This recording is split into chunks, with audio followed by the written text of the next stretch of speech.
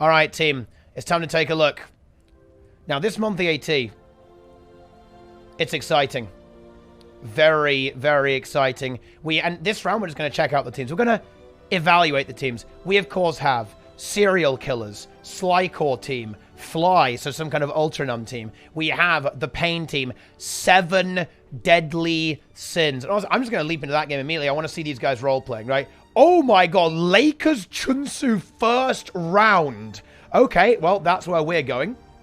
Okay, Quarantine Crusaders, of course, another lethal team being in the mix there. Someone say, oh, actually, wait, Corian, isn't this also, isn't this actually an alt account here on EU as well? Actually, but yeah, we're going to go check out that Lakerz Chunsu game first up, because that are two of the strongest teams there on Europe. So this is going to be a very, very big game. Ah, yes, interesting.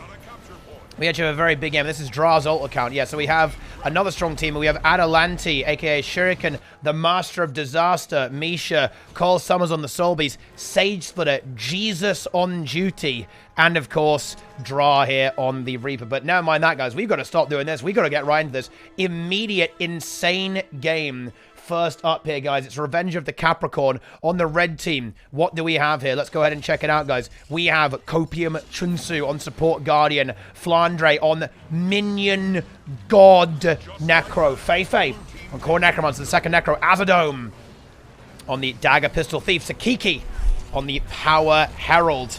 On the blue team, it's the Worms. Interesting. But you have Goku on Support Guard, Raikon on Hollowsmith, on the Grenade Hollowsmith, Draza on the DP Thief, the Big Worm. Wait, and his name is actually Wait, what is this roleplay? Next level roleplay. Ultimate Big Worm, a Spree Minion Monster, and Azza's Ultimate Dark Worm on the Renegade, which he is so very, very well known for. So, wait, I'm sorry, what? Wait, how has he done this? Azza's QLF channeling the godlike power of Turai Ossa in his character panel here. French takes out Flandre there with the massive Renegade spike there. And so far, the Lakerz putting in some good work here, bringing that big damage. Okay, wait, wait, do they all have it? Wait, what? What is this? What? Wait, what? Turai Ossa is everywhere. Look, he's here too. He's on the traits. He's all over the place, guys.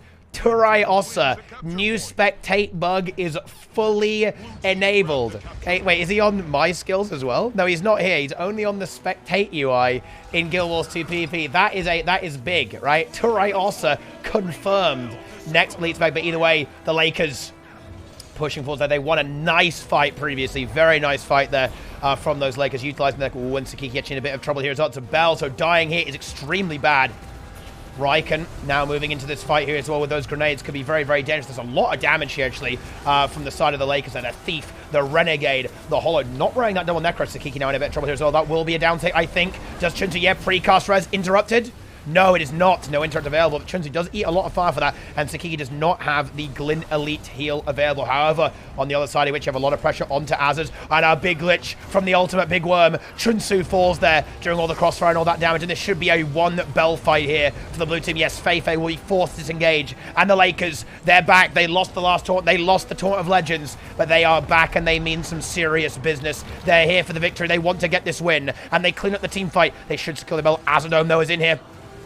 Will be in a good spot. A nice contest hit into Goku. That's going to force a response from Azaz. Azaz is now here, though, and this will, of course, eventually force the concession here of the bell. But Azaz will be slowed down a bit. His projectile base attacks will not work into the smoke screen there of the Thief, but that is as far as that goes. He is now forced to get away, and the bell goes to the blue team. The Lakerz secure that first bell and get a massive win. Red team, though, very wisely going for the regroup. They find the regroup, and now they're back in business here. Let's see, it's going to be an all-out 5v5 on mid.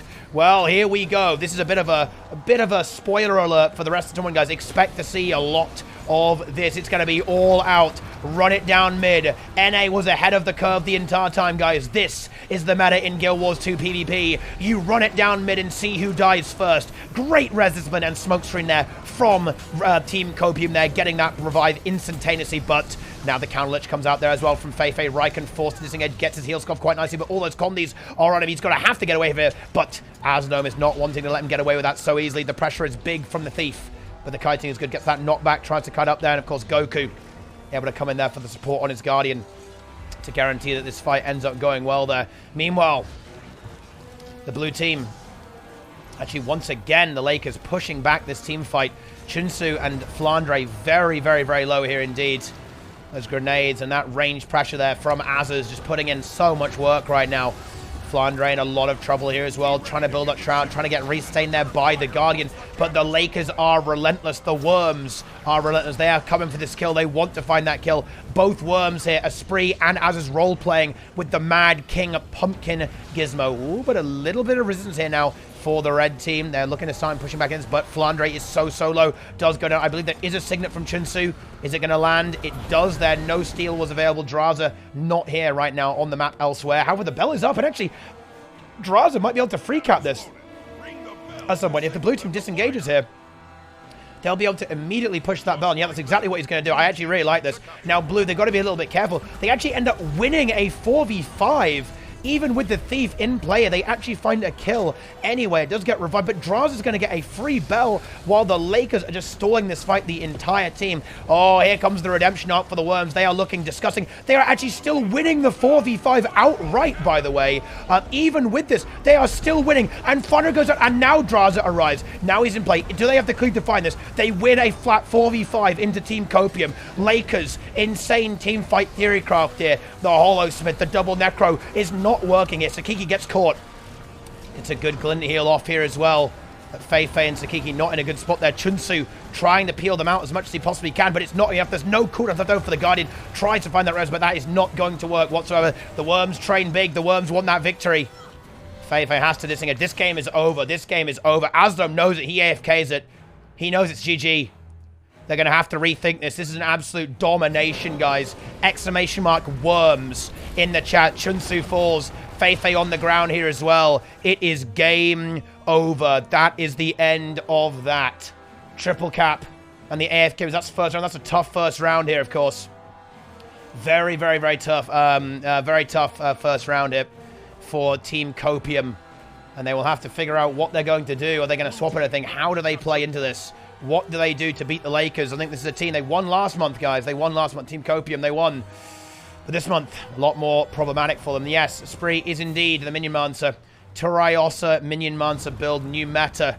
As you can see here, Blood Magic, Curses, and Death Magic. Running with the Blood Fiend, Shadow Fiend, Bone Minions, and then, of course, Well of Darkness and Lich Form. Worm meta, Ultimate Big Worm, Ultimate Dark Worm from Azaz there too. And yes, Worms and Lakerz are the same. They can be used interchangeably. Let's go ahead and check out some of these other teams. Let's see who Fly is playing with. So, with Fly, we have it's Fly YLF, Floody, Capablanca. Okay, Gornet on his ult account here. And Tormund, very good team, actually. Extremely good team. And a great team on blue, too, actually. Tricon, Timper, Serious there, Thunder, and of course Hypnos. Some very good players here right off the bat. So this is actually a strong team. They actually do find some kills here as well, taking out Gornet and Capablanca. They're very far behind though, and they actually lose their Reaper. Torben just going to go ahead and cleave that out real quick, and that's not going to be good whatsoever. There's no point of... I don't think they can really revive that. There will be some respawns coming through, so Torben does have to kill that actually. The Guardian will be back very, very shortly. But there you go. That is going to be the end of that. The Revenant was not able to arrive there in time there as well, guys. That is the end of that. No, Goku is not Minion Monster. Goku is Support Guardian, guys. Yeah, this should be a pretty clear victory here for the red team. Very strong team. Very, very strong team indeed. This reminds me... Hello, everyone, guys. Hello, gamers. You know, everyone in the chat right now who's in the... who's checking this out, who's investigating these teams, taking a look at these team memes. You know what you guys should do? Wait, what the hell is this? Wait, oh, wow. I mean, dude, thanks for the 6.9 there. Yep, I appreciate that, my friend. But also, big bonus meme here, guys. I want to see these teams signing up for the Hardstuck Conquest League. It's next week. If you are looking to play PvP, if you're making a team, if you're playing these monthlies, playing the daily ATs, then get over there right now and get playing. Get signed up. !HCR. I'll link it in the video as well on YouTube. Get over there. I want to see all of you lot sign up there. There's an open bracket, so don't worry. You won't get bullied by all the top teams immediately. Open bracket for new and upcoming teams. Invitational for all the big teams there as well. Here's another one here as well. Actually, it's Benzo with the serial killers. It's going to be Rip, Prototype, Blamthrax, Big Benzo, Pharmaceutical Gang Leader, of course, and then Stern. Here, filling out the roster on the support Guardian there. Fantastic, fantastic stuff indeed with this gaming situation. Benzo is Vabrian sub. Yes, that does appear to be the case. Vabrian not available this time for serial killers. Benzo filling in kind of a similar role there. It works out pretty well, actually. Big Benzo, of course, known for his horseman, but he can actually play Herald as well. Vabrian was a very big Herald enjoyer. So this actually, the Herald and the horseman kind of fulfill a similar role in a lot of these fights. Lots of range pressure, good mobility, works in team fights, can work with roaming around there a little bit, can even hold its own in 1v1s, a little bit of overlap. People tend to lean towards the Herald these days. The extreme mobility and solid durability and crowd control is very heavy there, but also the Horsmith can be very potent indeed. Okay. Our Necro is the strongest class in the game right now. Necro is pretty much best in slot in every game mode right now, so yes. In World vs. World, Necro is amazing. In PvE, Necro is also amazing. And in PvP, Necro is also amazing, yes. So, it's a good one. It's a damn good one. Oh, yeah. Okay, in WWE, that's called jobbing. Well, it isn't the case, guys. That is absolutely not the case. You're not necessarily signing up to get spanked, right? The open bracket will be very much a fantastic environment for up-and-coming teams and up-and-coming players, right? There won't be any Lakerz in the open bracket. There won't be Ultron. There won't be serial killers, right? Like, there won't be Pain's team, like 7 Deadlies. I want to see what their roster is, actually. But we'll see. We'll check that roster next time there as well. You won't have Pain. You won't have Aeon, right? You aren't going to have the Chunsu team. You won't have the Lakerz. You won't have the Quarantine Crusaders. Nah, they're way too good. Quarantine Crusaders, they're not allowed to play in the open bracket. They're too good. There's, look, 500-0ing this poor Peepo Frog squad. That's not allowed, guys. Okay, we can't have that. Why is Firebrand dead in PvP? Because it got nerfed really, really hard, and now Core Guard's better, right? Maj, honestly, it would depend. I'd maybe look at it, Andreas. I'd evaluate it depending on how strong the invitational bracket is, basically. There you go. Nobody important then. Well, I mean, of course it's important players. The most important players in Guild Wars 2 are the upcoming players, right? Look, the Guild Wars 2 PvP scene desperately needs fresh blood. We need new teams on the scene. The open bracket is essential. If I wanted to, it would be way less stress for me and way easier to just not run an open bracket at all and just run the invitational. In my opinion, the open bracket is essential because that's where we get our new teams. I was so hyped last time because we had Gold 3+, Quaggan's on duty. These are the really exciting teams to me. Obviously, the Lakerz, Team USA, and FIESTA, they're amazing, and it's beautiful to watch them play as well as they do, but we need these new teams. We need the Quaggans. We need Gold 3+ to, you know, kind of have that rivalry, have that drama, right? Bring a little bit of spice to the scene. That's what I'd really like to see. Obviously, I want the really good teams to sign up as well, and you guys should definitely do it. !HCL, but you can do that too. Also, another team here as well. We have the Skog X. I don't even know what that is. We have Fluke, Joby, Corkir, and, okay, Barbie here as well. Okay, Alutina Barbie here on the Reaper, going up against Brimross. Faileth, actually, Faileth basically pugging this AT. Mr. Break Life, D-Gen Hunter, and Meeskin. Okay, like... here on the Herald. Bit of an interesting composition. The team support Guardian Herald, Reaper, of course, the Ranger Duelist, and finally Faileth on the Thief. But it does appear they are out of luck in this game. The blue team able to secure that final bell will turn a close game into a solid victory for them in just a few moments. And there it is. We kill as one. See, this is what I'm talking about. New team. Unique unicorn of you. Nigh kill us. Right? I like that. That's big, guys. Very big team. I want to see these guys playing in the tournament there as well. They're in the monthly. Let's get them in the tournament. I love that content. I love that gaming. Actually, oh, here's another one. Very close game here. It's going to be... This is Cranel, actually. Ooh, check this out. We have the Slycore team with Hearthstone, Zan, okay, Xeonax, Ace, and Niccolo here as well, going up against Quaggan, Cranel. Oh, wow. Wow. Cranel, Blackjack, Boost... Okay, PvE Noob No Name and Zenvo. Wow. That is quite the roster there. However, Zenvo is down. Can Blackjack maybe get a revive on him? It's possible. The Signet is up. But the Steel, yeah, shuts it down. Unfortunately, not able to get that. And now Blackjack not in a good spot there either. Zan with a key steal there, landing that. However, the Blue Ranger does go down too, and actually Blackjack, there's no steal, so he actually might be able to go for some kind of stomp there as well. But actually, no, the signet of Ace gets interrupted there right as the bell is about to come up. That is very dangerous here for the blue team. Losing one player and burning some cooldowns is not what they want to see right now, actually. In fact, Ace Shell Shock really not in a healthy spot, has nothing really left here. If they could find this kill onto Ace, that would be absolutely devastating. Let's see if they can make that happen.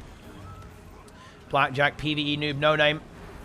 And Cranel looking to find a kill. Good kiting here by Ace, actually. And the blue team has done a good job in regrouping here, but Red with Zenvo grabbing this node back before pushing in is exactly what they need to do. Now we see Zenvo moving towards middle over here. In fact, it's the red team that goes down here with Blackjack in the downside. Could they maybe get a res on Blackjack? It's possible, but very, very difficult. Ooh, this is a big comeback, actually. How valuable is that bell? Oh, it's not that good. It's a 50-point bell, but that's certainly after they can completely wipe this team fight. Blue team will definitely be in a good spot. Can they do it, though? There's no support available right now for the red team, and the decap now comes through there from Xenox there. If Blue wins this is huge. However, we actually do see a kill onto Ace. They need to revive that. They need to win this fight. And blue team are about to lose their Guardian here as well. Blackjack, are they going to get the stomp? No, they're not. The revive is not there, though. The cleave is just a little bit too much, I think, and that will be a confirmed kill onto Ace. And now Blackjack is back. Although they do get it. If someone comes out and they get the revive. And now, if red team dies, they're in trouble. However, Blackjack is off respawn with all of his corners back there. Meanwhile, Zan moves out on the map. Blue team stalls this fight quite well there. Their Thief now controlling the map very, very well. But can Lakerz somehow survive?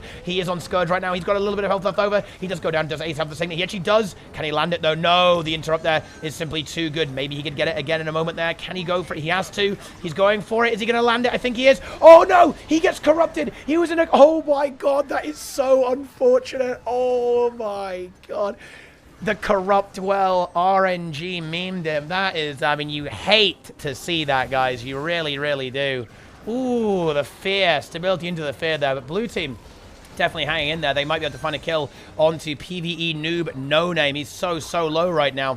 But the healing from Blackjack is actually good. And all of a sudden, Xenox there is all alone. 1v3 okay, on the point here. And there's another kill confirmed. Maybe a signet here. There's an interrupt, though, secured. And the stomp comes out there. And red team slowly starting to win this spell. Ace about to collapse there. Oh, and that is going to be the deciding factor. I do believe blue team is going to lose this team fight. And with the team fight loss, they will end up losing this entire game. The bell will be a 75-point advantage for red. There's another kill there on the rev. Slyko, he was like going for the last all-in hold somehow, but just the points from killing the players is going to be what wins the game here in the end, and that is not going to be a long hold here for the Scourge, doing the best that Slyko possibly can. The Ranger on the way to maybe try and rush it, but there's no way the Ranger can make it up all the way here in time, let alone hold off. The Thief actually is here. They are going for this. Zan, though, does not have dagger, so he's got one more evade. The Ranger actually does not make it in time. The stealth denies it, and that is the end. Pretty intense game, though. What a good first round. Insane first round. Here we go. Now let's move on. It's going to be the Oh, that's a juicy one, actually. I think that's the one to watch there. It's going to be Dra into the serial killers. Okay, there. That's one to look at there. What else have we got here, actually? We have Chinsu. That's not that interesting. Ooh. Oh, man. These games are crazy. Okay, rip Mesophy. All right, we can definitely take a look at that. Okay, yeah, Hal says he's looking for some tips, right? He's looking to find out how to play Mesmer well, so he wants to see rip. Let's go ahead and take a look at both of these. I want to check out the roster in Quarantine Crusaders and 7 Deadly Sins. Let's investigate, and then we can go ahead and move over to the other game. There's all kind of keep an eye on both of these. Definitely worth doing. So for the red team, it's Pain on Thief. Rizidom. Similar roster to last time, actually. There is the big gamer here. Is he playing the Avatar build? I think he is. No, he's playing Marauder this time. He was playing Avatar Lightning Rod previously, but this time it is, in fact, going to be a more DPS-oriented build. Oki on the Grenade. Hollowsmith. Nicola. Okay, it's Scare the Vicious. Not a lot of roleplay here, guys. They're, of course, Team 7 Deadly Sins. Heretical gameplay, right? Okay. They should be role-playing there, but, the RP isn't there. And finally, A on her ult. She already has the Moon on the support Guardian. On the blue team, it is Holy-based Ayaya, I Wanna Die. Okay, Quarantine Crusaders. Citadel, Belzadar, Maya, Sakaya, and Andreas. Andreas proc hollow nades from Sakaya. Maya on the Thief. Belzadar on Power Herald and Citadel on Core Necromancer. They don't have a support, and honestly, I'm surprised not to see Andreas play support and then maybe Sakaya play Prot Holo here, because this means that their team fight is going to be a bit weird. They're going to have to try and split 3 here instead of directly engaging, particularly actually as the Condition Herald is going to be a real pain for a lot of these classes here, like the Herald here from Belzadar and the Holo Smith Sakaya. That Holo and the Rev are going to get bullied pretty hard by the conditions here. So they're going to try and split 3. Yet we already have the push coming through here from Citadel, Maya, and Belzadar. That will basically get rid of Oki. The only real question is will the red team actually be able to respond to this correctly and prevent any kills happening from the quick rotations of the blue team? Let's find out. Pain is already here, and the response actually is looking pretty good from red as of right now. However, that also immediately triggers another immediate outnumber here on the middle node here. Scare tries to leap away there, but he's actually in a lot of trouble. He gets his glint heal off there, so he has a temporary reprieve, but he just gets CC'd again, and his glint heal is gone, and he is dead. And this is actually a very good start for blue, I think. They found a kill. They wasted a lot of time. They didn't die when they pushed far. Now they find the decut. Now they have an outnumber. Now they can 5v4, and now they can team fight. Aeon will probably be the target here. Yeah, here we go. The damage is massive onto the support guy, and they're just going to keep doing that. The respawn will not be coming through for a while, so Aeon's got to hold on for a pretty good... Oh, that's a juicy empower, though. She gets a lot of health back from that. Good positioning here by Aeon. It looks like she may just barely be able to weather the storm, but I would not actually write that off so easily. Belzadar and Citadel looking for that kill. And here comes Maya as well. Oki trying to peel this out as much as he possibly can. He's able to successfully do that there as well, and the Guardian does disengage. And a nice decap here as well by Pain. Pain, completely unanswered here, resets the map and slows the game down sufficiently. Blue team not able to find another kill, though. I think that what they really wanted was another kill, and they were not able to get that in this particular game. Very unfortunate for them there, but a good stabilization and good play by, of course, 7 Deadly Sins. Not over yet by any stretch of the imagination, though. Citadel kind of 1v1ing into the Prot Holo. That's probably not really going to go anywhere. Now the Thief is here, and that's where things do get a little bit more interesting. As long as blue can stall around here and not die, they are in a pretty good spot. If Belzar can just kite and be annoying, he's essentially holding 3 players here. Now with the Holosmiths coming in, they can definitely stall this out and troll pretty effectively, but he needs to survive. Glint Heal works some serious wonders there, but now he's starting to run out of cooldowns, and the Prot Holo actually does not die either. A Thief was responded to there by Pain, and now the 1v1 is going to commence, and this is going to be a bit of a weird one here, actually, and maybe a really big Lich can find the kill here. In fact, Plague Lads, ooh, this is a pretty interesting tech, actually. Maybe hoping to at least force the decap. Yeah, I actually really like this from Sig. Instead of going with the Lich for that really big team fight punch, he opts with Plague Lands. So even though he knows that he might not necessarily be able to kill the Holo, he will be able to decap the Holo, because Plague Lands, I mean, you really can't stand in that. It doesn't really matter what you are. You cannot handle that. And in fact, it does burn a lot of guns, and that does result in a kill. Dude, Sig, that is a big brain play. I like that, actually. There from Citadel there, and that kind of led to that kill very effectively there. Good plus there by Maya, of course. Pain, though, returning the favor there, and I think the blue team, they've got to be a little bit more mindful of this node. Losing this control is not very good, actually, whatsoever, particularly seeing as Pain gets the full cut. It will now be completely neutralized, of course, by the blue Holosmith here, Andreas. But now, mid is once again the point of contention, and this is where things, I think, get pretty good for blue, because I think Sig can hold this 1v1 pretty effectively, actually. Like, the knockback on the shield is going to be very irritating here, and you'll probably see that used very, very shortly here from Oki. Yep, there we go. However, we already have a plus coming in there from Belzar, looking to find that kill again, and I've got to say, I am liking this play from Quarantine Cruisers. They are just not playing mid. They're like, fuck mid, we just rotate around these nodes. However, blue team, they're not having any of this bullshit. 7 Deadly Sins, they're here for revenge. They want to get these kills, and they want to make sure that this map is under their control. They neutralize that node again with a massive push. But do they end up giving mid for this? Yes, they do. And once again, Scare is exposed without a glint heal, and he dies. Aeon is here, but the Signet is not going to be... No, does get the Signet there, in fact. Thought she cancelled it, but it did not happen. No CC was used there, and Scare is back on his feet. It was cancelled. It was actually the shield buff, I guess. Yeah, it was the shield buff there from Scare that revived him. Good cancel there by Aeon to recognize that, in fact. I love to see that. I really, really do. Good save there. And that's exactly what Aeon needs to be doing, like making sure that no kills happen. Like in a really good game for Red, no one dies. They just hold 2, and they just find kill after kill after kill, and that's exactly what they found on Belzadar. However, Citadel and Maya are looking to try and get rid of Rizdom and Oki. Rizdom can be potentially vulnerable here on the Lightning Rod Weaver. Okay, not the tankiest build in the universe. Can survive quite well with the focus and the Earth Shield, but after those cooldowns run out, that's where things get very, very dangerous. I like this. I like his character, by the way. Okay, so he's got a little char and a wizard hat.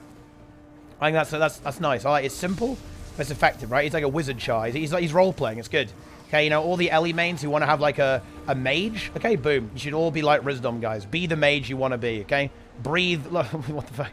Okay, breathe cold air as a char. Very nice. Sigurd now does end up getting taken out though as well after Rizdom finishes the job there. Maya now moving in here in addition to Sakaya to try and find something onto Oki here. The damage from the grenades and the thief should be more than enough to actually get this. But oh man, this node is being such a pain. Like, well, pain is being a pain. He keeps resetting this one node. Honestly, it's lost them so many points. They've got to try and track that thief. They need an answer to pain right now. He's not really being answered either by Maya or by Andreas, and that's a really big problem. The thief of 7 deadly sins really putting in some serious work. Oh, and the game is starting to stabilize. This is a very, very scary spot, I think, for the blue team, because Red, they are approaching their win condition. They are starting to get to the point where the map is not doing anything, right? Like, Scare is just holding. Aeon can plus that now there as well. And because of the way the points are looking right now, Scare can, honestly, he can afford to actually give up this cap. He actually doesn't. Actually gets away with the hold there too, before Rizdom and Aeon do end up arriving there. But this is looking very, very bad for blue right now. Like, the 2 cap has been established. Oki's trying to hold that, knocks back while the Plague Lens is up. I'm not sure he can, yeah, he's going to go in for it right at the last second. Does eat a massive tick of condies, but is maybe trying to stabilize now. It really hurts. So the Elixir Gun is now available with Mortar Kit, so there will be some abilities that will actually hold this Hollow as much as he possibly can. And that is very likely. Yep, there it is. There's a very good hold there by Oki. And yeah, this is where the game kind of ends in a way. I think we actually might want to go take a look at the other one, because I think this is, from this point onwards, this is extremely favored towards 7 deadly sins based off the map state. The stabilizations come in there. Bell's Dart is now been eliminated here once again there by Scare. This is kind of the end game at this point. Like, Red team has done what they need to do. They've got the 2-node hold. Pain can decap if necessary, and all they have to do is rotate between these 2 points and try to avoid decaps. This is going to be pretty much game. Pain is having a bit of trouble in the 1v1 into Sakai. Might have to concede the buff here. He doesn't really want to, though, but I think he may well have to. He's a severe risk of getting one shot. Does now go in there. Oh boy, that's a risky one there. Does deny it once again. Can get his heal off now, and now he'll be confident to get back in there. Ooh, Shadows actually gets CC. That might be him dead, actually. That might just kill him. 700 health. 1 set of nades kills him. Oh my god, but Pain actually gets away with it. Gets the evasive shot. He chucks his muck, okay, all over Sakaya. Right, finds that kill with some short bow attacks and actually wins that 1v1 flat. And will now be able to get the shield. But yeah, that's pretty... Oh, no, oh, never mind. They actually... Oh, no! Oh, no! NG... Never mind, actually. NG downstate, guys. Okay, actually, it kills Pain, right?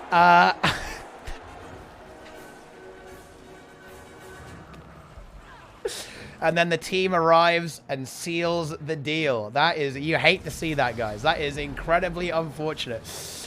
Blue maybe come back... How's the other game looking, actually? It's maybe comebackable, but very hard, I think. Oh, my God. Wow, Serial Killer's having an extremely rough time, actually, into the draw team. That is very, very rough indeed. So I think we'll actually stay in this game and check this one out, actually. This is certainly looking like the closest game so far. And Blue actually do get the neutralization. That kill on Pain, you can see how impactful that thief is. Like, getting rid of that thief was such a big move there for the blue team. But Red, again, I think they're just going to kind of... You know, they're a bit like, you know, kind of one of those spinning tops, right? That kind of can hold its momentum, right? Or one of those things that you know, one of like those kind of clown punch-ons that you punch it and it like just flops back up again. That's basically what 7 deadly sins are right now. They're just going to get back up again and just restabilize themselves. And that's the value of the support, really. Like, the support allows you to do this. Of course, it can be done. It can be beaten, right? And I think blue team demonstrated that they know how to win, right? Like, what blue team is doing is the correct play. And I actually particularly like this nice little tech here, the Plague Lens. From Sigurdil to kind of be able to contend with the protection horseman a little bit better of Oki, but still, you know, it's very hard to pull this off right now. Like, the meta is definitely skewed towards team fighting right now, and that's where the support is just absolutely essential. You need to have that support. You've got to have those necros. You've got to have that ability to sustain these fights. And Blue now do actually find themselves getting mid, and they do get Aeon. Like, killing Aeon is very, very key here. If we could imagine a world where Sakaya holds this here until Maya arrives, that would be really good. Can't quite do it. Andreas, though, will be now rescuing this, and that's a fine 1v1. He needs to... Well, they need to get the node, though. They're 1 tick away. He needs to get a knock, and then he's actually in a good spot. Now, Scare will obviously try and predict that as best as he possibly can, but Scare actually not healthy. There's the cap, actually. If Scare dies here, that's really bad. I think he won't, though. I'm not sure if the Holo can really kill this. Although the snares are quite good here, actually, as you can see. And Scare, very low, does now get the Glint Heal, and Aeon comes in for the healing. And Blue Team now starting to get some work done here. Once again, that Plague Gun's coming in very, very handy there with a Thief Plus. Gets the decap, at least, on Oki. So Blue Team now, once again, in a winning position. And this is all from that Thief kill, honestly. Like, dude, I honestly feel so bad for Pain because he's a very good player. He'll be 100% aware of this. Like, the Thief dying there basically caused this to happen, right? It snowballed the entire map because of, dude, NG downstate on Sakaya is actually carrying the Blue Team right now. And honestly, I love to see it. That's the kind of epic gaming that I love to see in monthly automated tournament gameplay, guys. Any flavor? Oh, do you have a DC Stern? Oh, man, that sucks. That is not what you want to see. But anyway, once again, red team slowly re-securing the map right now. Oh, Pain actually in trouble again. If Maya finds out, that's disgusting. That is so big. Oh, he actually dies. Where's Aeon? Oh, Aeon's here. They've got to find this kill. They need to stomp this. The nades are going to be big. Can Aeon res this? It's going to be actually close. Oh, not quite good enough. Aeon arrives a little bit too late. That is big. Pain dies again. Let's see if Blue Team can snowball this now. They've got to get something done here. Meanwhile, Andreas is stalling out here into this. Maya now going to respond to that. That's scary right now. No help available. No Glint Heal available right now for Scare. He could end up dying here. Pain back off respawn. There needs to be an answer. They've got to answer the line here. Sigurd in a lot of trouble here as well. Going to try and lifesteal, get his heal back. Oh, that Ellie wants that kill. Oh, the Lightning Rod actually finds the kill. Nice shield 4 pull there from that. And oh, there's no answer to Pain. Oh, no. Pain literally goes off respawn, holds W, and walks to the other side of the map and wins. Oh, you hate to see that. Very unfortunate. I think, of course, we are going to see Andreas move over here now to try and get that cat back, but every tick of this node, every tick of the Blue Team not having this sucks. Yeah, and Pain, yeah, I actually like this 1v1 from Pain as well. He knows he won't necessarily win and he'll eventually lose, but he knows if he can waste time here and just hold for a bit, he's going to win the game just right off the bat. Necromancer now comes off respawn there, as of course we see Sigurd get killed there. This will essentially make Pain be forced to leave and neutralize this node here, but just one cap wins the game now for red. And if you're red team right now, you just all go here. Maya doing the whole shadow arts is a lot of fun thing right now, basically nearly getting a free decap there. Actually might get a free decap there. Wow, that's a fair and balanced specialization. Yep, actually does get the free decap. Shadow arts is fun. To be fair, Oki probably should not have left the point, but you know, still very, very intense gameplay there. Bellstar goes down again. Blue team do actually secure that node, but they can't allow either of these to come contest. So that was a massive decap there from Maya. I will definitely give you that. And that does keep them alive. They're not dead. Not yet. If they can bunker mid. Sig, though, not really having a good time whatsoever. Has Shroud available. Sakaya really putting in that work, but they can't concede this. They must contest this. Bellstar already moving back over here as well. Maya doing the same. Yeah, this is correct. I like this here from this. They're going to try and go all out and try and win this fight. They must. Maybe a Plague Lance here is going to be necessary. Oh, but Pain actually finds that decap. And actually, Sakaya goes down. The Plague Lance interrupted there as well. They can't revive that right now. And I think that might well be the killing blow. Very well fought, though, by the Quarantine Crusaders. Really giving Team 7 Deadly Sins a run for their money and demonstrating a more rotational 3-node playstyle can certainly be effective, but it's not going to be quite enough there. Sigurd falls. Maya forced to disengage there as well. Bellstar incredibly low. 1v1 into Pain there. The Glint Heal comes out there, and Pain probably feeling fairly good about this 1v1 simultaneously. And Aeon standing strong here on middle. That will be the conclusion of this game here. That is going to be the GG. GG Gaming. Okay. Sig playing, not playing Minimonster. No, he's playing regular core Necromancer instead. It's a very popular build, seeing a lot of play right now. Going with the Rabbit Amulet. You see a lot of players go for Carrion with the Rune of Awe to get a massive HP pool. But Sigurd valuing the toughness and very high condition damage from the conversion on Rune of the Undead at 1.7k condition damage is pretty scary. Dude, look, the Turai Ossa goes over everything. Look, it has like massive render priority. It's always in the foreground. Look, ooh, I can move my Turai over all the UI. Check that out. Insane. Absolutely insane. Can it go over the mail here as well? Let's see. Can it actually do that too? Yep, it can go over the mail. Look at that. Insane. New spectator bug, guys. Turai Ossa Gaming is in play. Love to see it. Thank you, Rajiyama, by the way, for the hard leather strap. All right, let's actually go and take a look at this game, I think. Ooh, Skyhammer. Sky Hammer is enabled. How many teams get invited? However many I deem necessary. So basically all like the teams that I think should only be competing with each other rather than competing with relatively new teams, right? I want to make the games good. We're trying to make the games as competitive as possible. All right, then, guys. Here we go. On the red team, it's going to be Pain. Once again, Rizadom on the Marauder, I believe. Okay, yep, Marauder, Lightning Rod, Weaver. Okay, Protection Horseman, Jewel Lord, Nicola here on the Condition Herald, and Aeon on support gunning. Going up against Fly. Once again, matching Pain on the Thief. Floody on Grenades, I believe. Grenade Horseman there. Cabablanca, Support Guardian. Gornet on Core Necrons, liching up right now into this team fight. And Torben, the Power Herald legend himself, ready to game big and game hard. Let's see what he's made of right now. So far, 7 Deadly Sins, taking a very, very strong edge there, and their team fight proving to be very, very powerful. I think the combination, actually, of, you know, it's very interesting. I almost feel like the Lightning Rod Weaver works out pretty well, particularly when you've got the Conduit. You just have so much weakness application, so much durability. You can really shut down the power damage from the enemy team, right? Like, stuff like the Herald is just going to get, like, CC'd and weakened into oblivion by all the stuff coming out there. However, the blue team do end up actually winning the fight regardless of that, killing Aeon and Scare, forcing the red team to try and play the map a little bit more there as well. Rizdom goes so far, but he's actually not really having a good time either. He's got nothing left really. There's the Obsidian Flesh. After that, he is dead. However, he does survive just long enough for Aeon to come off respawn and get the heal there as well before re-engaging onto this point. Aeon in the mix now. The 2v2 will begin here, and red team still actually have this point A, but Rizdom there, oh my god, getting nuked from orbit, and the CC is good, shutting down Aeon. There, no Signet available. In fact, Aeon may end up dying here. Ooh, gets the Signet. Tries to go for it, but no, dies as well. That is really bad, actually. Rizdom and Aeon both falling. Scare now left in a horrible position. He tried to come in for the assist, but he is now going to come into his death, unfortunately for him. And now the blue team will be able to... Oh, no! He actually didn't get the dodge jump there either. That is very unfortunate. That might actually spell his doom.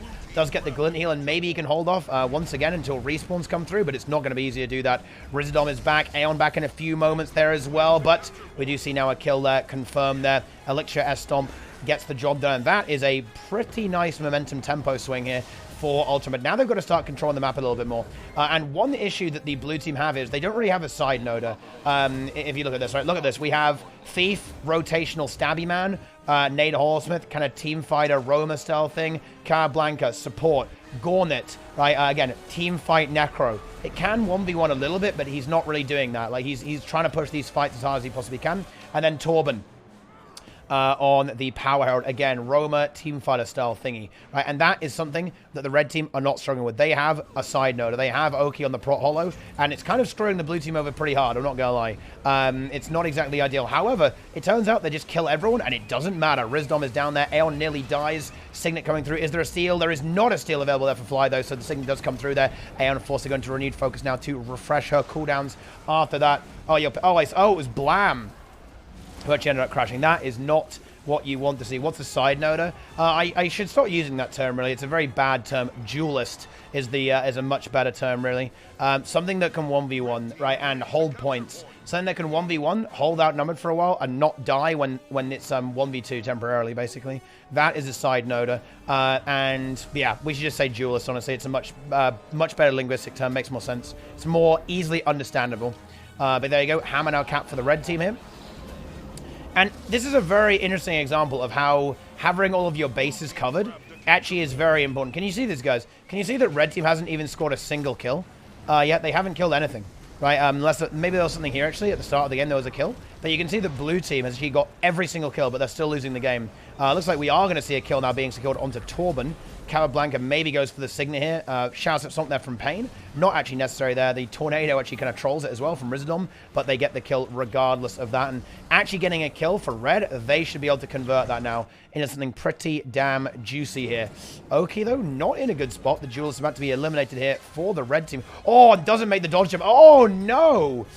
Yeah, you've got to be a little bit careful with that one. Like, making that jump would have been really, really big, but unfortunately fell down. Not only taking a bit of damage from that, but also then being easy prey for the enemy team.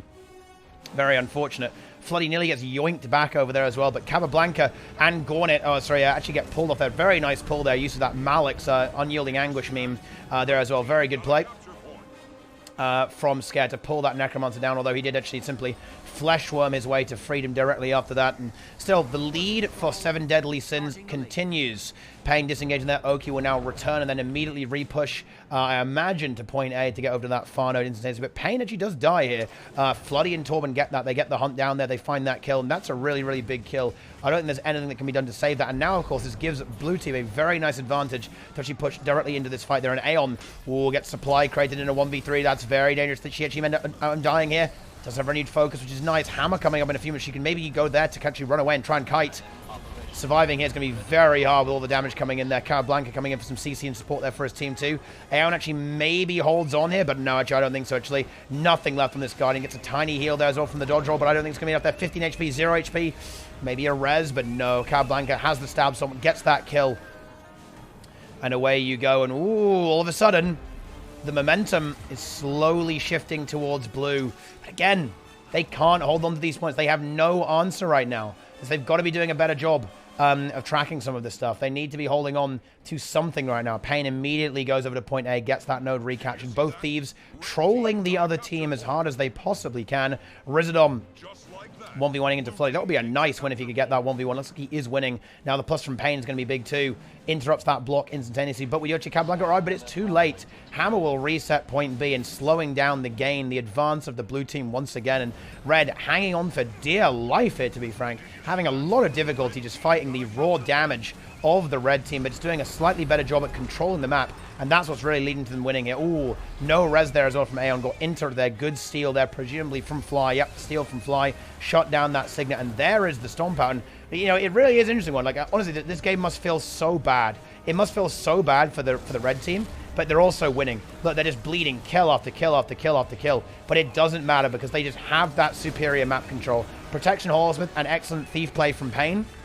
Really coming in handy here. And yeah, Pain actually finds his kill 1v1 into Floody there as well. Fantastic stuff there from Pain. He's able to not only get that kill, but now move out and pressure the map elsewhere simultaneously. Scare moving towards mid there. And this Guardian is in trouble, actually. This is a very, very dangerous spot to be in as a Guardian. Con the Herald and Thief, you do not want to be here. Capablanca knows it and very wisely starts moving towards his Necromancer to try and disengage. But Pain going to get a bit of free pressure, but actually falls off the edge and will not be able to continue doing that. Rizadom not having a good time there, gets that Earth Shield out there. This could honestly well go to a timer game here. This is going to be a very, very bloody game. Okay, a bloody game indeed. We have Banana of Penetration coming in there from Grauto. Love to see that. And Yama sending me some brackets mid-game. I love to see that, guys. I really, really do. Fantastic content. I love it.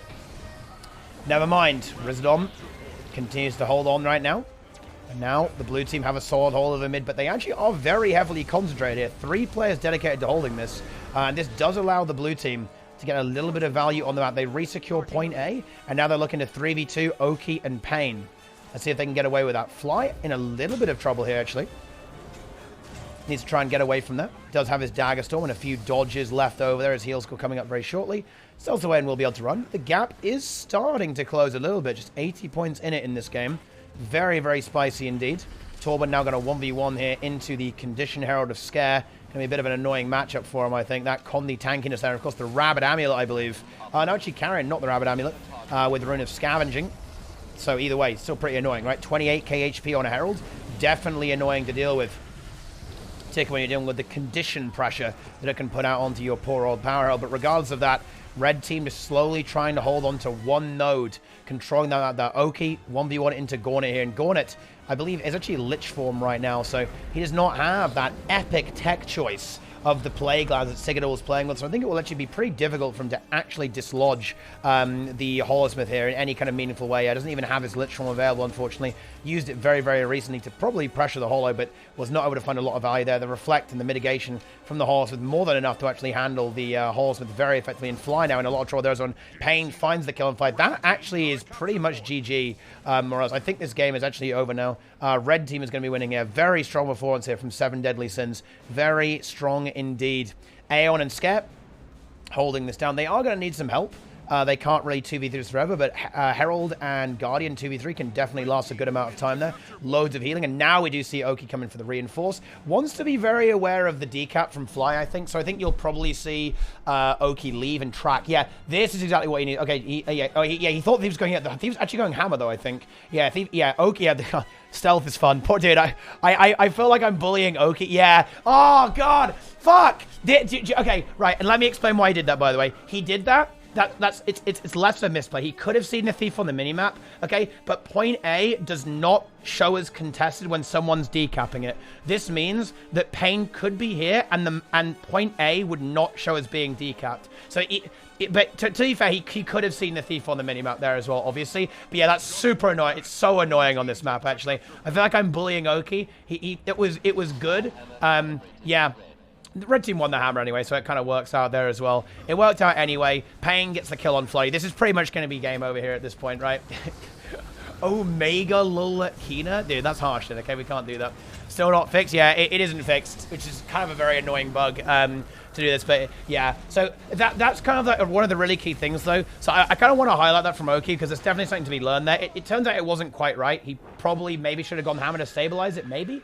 But or at least force the thief away. But he went there because he was tracking the thief. He saw that Fly came back, right? And then he was immediately moving to respond. This is actually a really good play as a side note, or a duelist rather. This is a very, very intelligent move by Oki, or rather what you should be looking to do. Like, his job here is to make sure the thief doesn't get value, right? To try and deny as much value from the thief as he possibly can, which is exactly what he tried to do. And it worked out, right? It worked out in the end.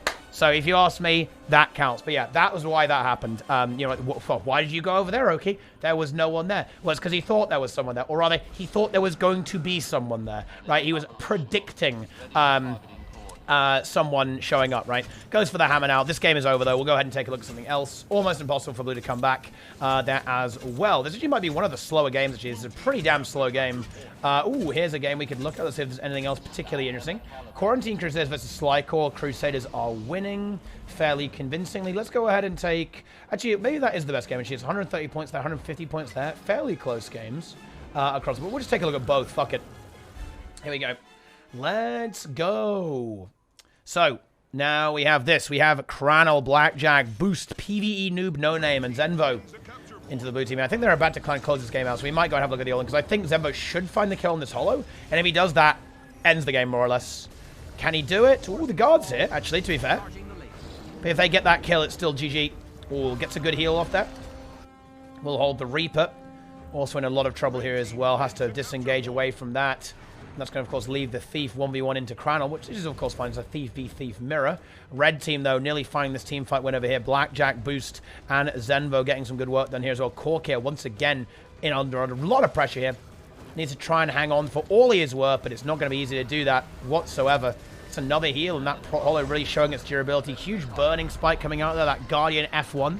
Just triple stack of burn is a lot of fun there, particularly with minion amounts are about the place. Love to see that. And blue team do actually find the neutralization, but the Reaper does end up dying. Cranel finds himself very, very pressured after going for that kill, but still, as long as he doesn't die, I don't think his team can really lose. Timer is relevant here as well, by the way. You can only gain 90 points a minute. This is actually nearly GG, just timer. The game is nearly unwinnable for blue team, regardless if they get a triple cap right now. Let's see, 2 minutes. Is it winnable in 2 minutes? 180 points. Would that actually be good enough? It would actually not be good enough. So this game, it ends in 20 seconds. It's unwinnable for the blue team in 20 seconds. So they really need to get a move on right now. And they need to triple cap for the rest of the game. So essentially this game is over. All right, here we go. Count down with me, chat. 15, 14, 13, 12, 10, 9, 8, 7, 6, 5, 4, 3, 2, 1, 0. Game over. Right, red team wins. No longer winnable anymore for blue team. Unlucky blue team. You hate to see it, guys. You really do it. Let's have a look at the other one instead. Right. Oh, never mind. Quarantine says they already won. What a bunch of gamers they are. Well, I guess we might as well watch this. But yeah, this game is over. This is no longer winnable. Blue, even with perfect play and a triple cap, they still lose. So a little bit depressing, but that's how it is. They get 20 kills. Oh yeah, yeah, that's very realistic. It's, yeah, 20 kills. That's definitely going to happen. I mean, it could happen. You know, you're not wrong. You are not wrong. It could happen. We have a kill here on Fluke. Pretty huge D. That actually might get revived here, I think. Oh, no. Good CC there from Zen, though. Denies the revive, interrupts it, and, of course, guarantees the stability swamp there from Blackjack. There it is. This is when Blue wins. Always believe. I like that. I do like the always believe approach, but sometimes, guys, you have to know when the game ends and just go next after that. Reaper does just barely teleport away in the nick of time, but it is 2 points to go, 1 point, and 0 points. That is the end of that. That actually might be the slowest game. Let's see if it is. Actually, no, there is still one more going on somewhere. Oh, no, it isn't. That was the slowest game. Okay. Let's see. Ooh, yeah, we are being spoiled. We are being spoiled today. We really, really are. I think the obvious choice here is going to be 7 deadly sins into the Lakerz. The Lakerz back for their vengeance, back for their victory that they've been wanting, okay, for a little while now. I think that is going to be where we're going to go. I think, oh, dude, if it's Temple, I kind of hope it's Temple. I want to see a Clown Fiesta game. I want to see Fiesta. But, I mean, look, at this point in the tournament, it just appears to me that, quite frankly, the Lakers are dominating. The previous team that was winning a lot of games, the Lakerz, sorry, the Chunsu team, right? The Asdom and Chunsu team with Miaz, Sakiki, and Feifei, they were winning a lot of daily ATs, really farming hard, but the Lakers have stepped up big, right? They have stepped up big time. They really have, and they're just a complete monster. They are monstrous so far. I mean, I don't know. You can pick your most. No, it's a Swiss tournament system, as a lot of people might expect. I think the draft team is very, very powerful indeed. You know, we can go and... Oh, it's Forest. Good map. Okay, spectate Misha. Okay, you want to see some Mesmer gameplay? Look at this. Okay, he's playing the opposite of Mesmer, Helseth. He's playing Infinite Dodge Man, right? Okay, he's not playing the one Dodge Man. He's playing Infinite Dodge Man here on the Thief. Draw. And Power Herald, of course. Adelante. On support Guardian, Cole Summers. Here he is. The Ranger. Ranger Gamer here. Marksmanship, Wilderness Survival, and Beast Mastery as usual. Valkyrie Amulet and Sage Splitter on Hollowsmith here. About to throw some grenades all over the place and get some serious damage going while he is at it. Let's go and take a look at the other game, though. I think this will be very favored towards red, actually, I think. Let's go ahead and take a look at Lakerz versus 7 Deadly Sin. Would Misha lie to you? Yeah, apparently. Right? Apparently. He's going to reveal his Mesmer tech. Well, we'll check it out a little bit later. But here we go on the red team. It's Pain, Rizadom, Oki, Scare, and Aeon. With Oki already dead. Okay? Dead to the minion god. Ultimate Big Worm. From Esprit here. A.k.a. the Big Worm. A.k.a. Worm's leader. Raikon pushing into middle here. About to get this kill here on to Scare the Vision, but it did get revived up immediately there by Aeon there. Good use of the Signet, but cooldown starting to run a little bit dry here for Aeon. We'll have to use renewed focus fairly soon to continue this encounter. And meanwhile, the Thieves are just 1v1ing each other. Draza into Pain 1v1. I think Draza should be able to find that decav. Of course, the stealth will inherently favor him in this environment. He's looking for that 1v1. Oh, does he find it? He nearly got that no-scope. Very close. Was worried about getting his heal interrupted there. Actually stows it there. Draza very, very low. Oh, and dies! Pain wins the 1v1 into Draza. The Slonder Man couldn't do it, but Pain can. And there we go. Big 1v1, actually. There from Pain. There it is. Okay. Yeah.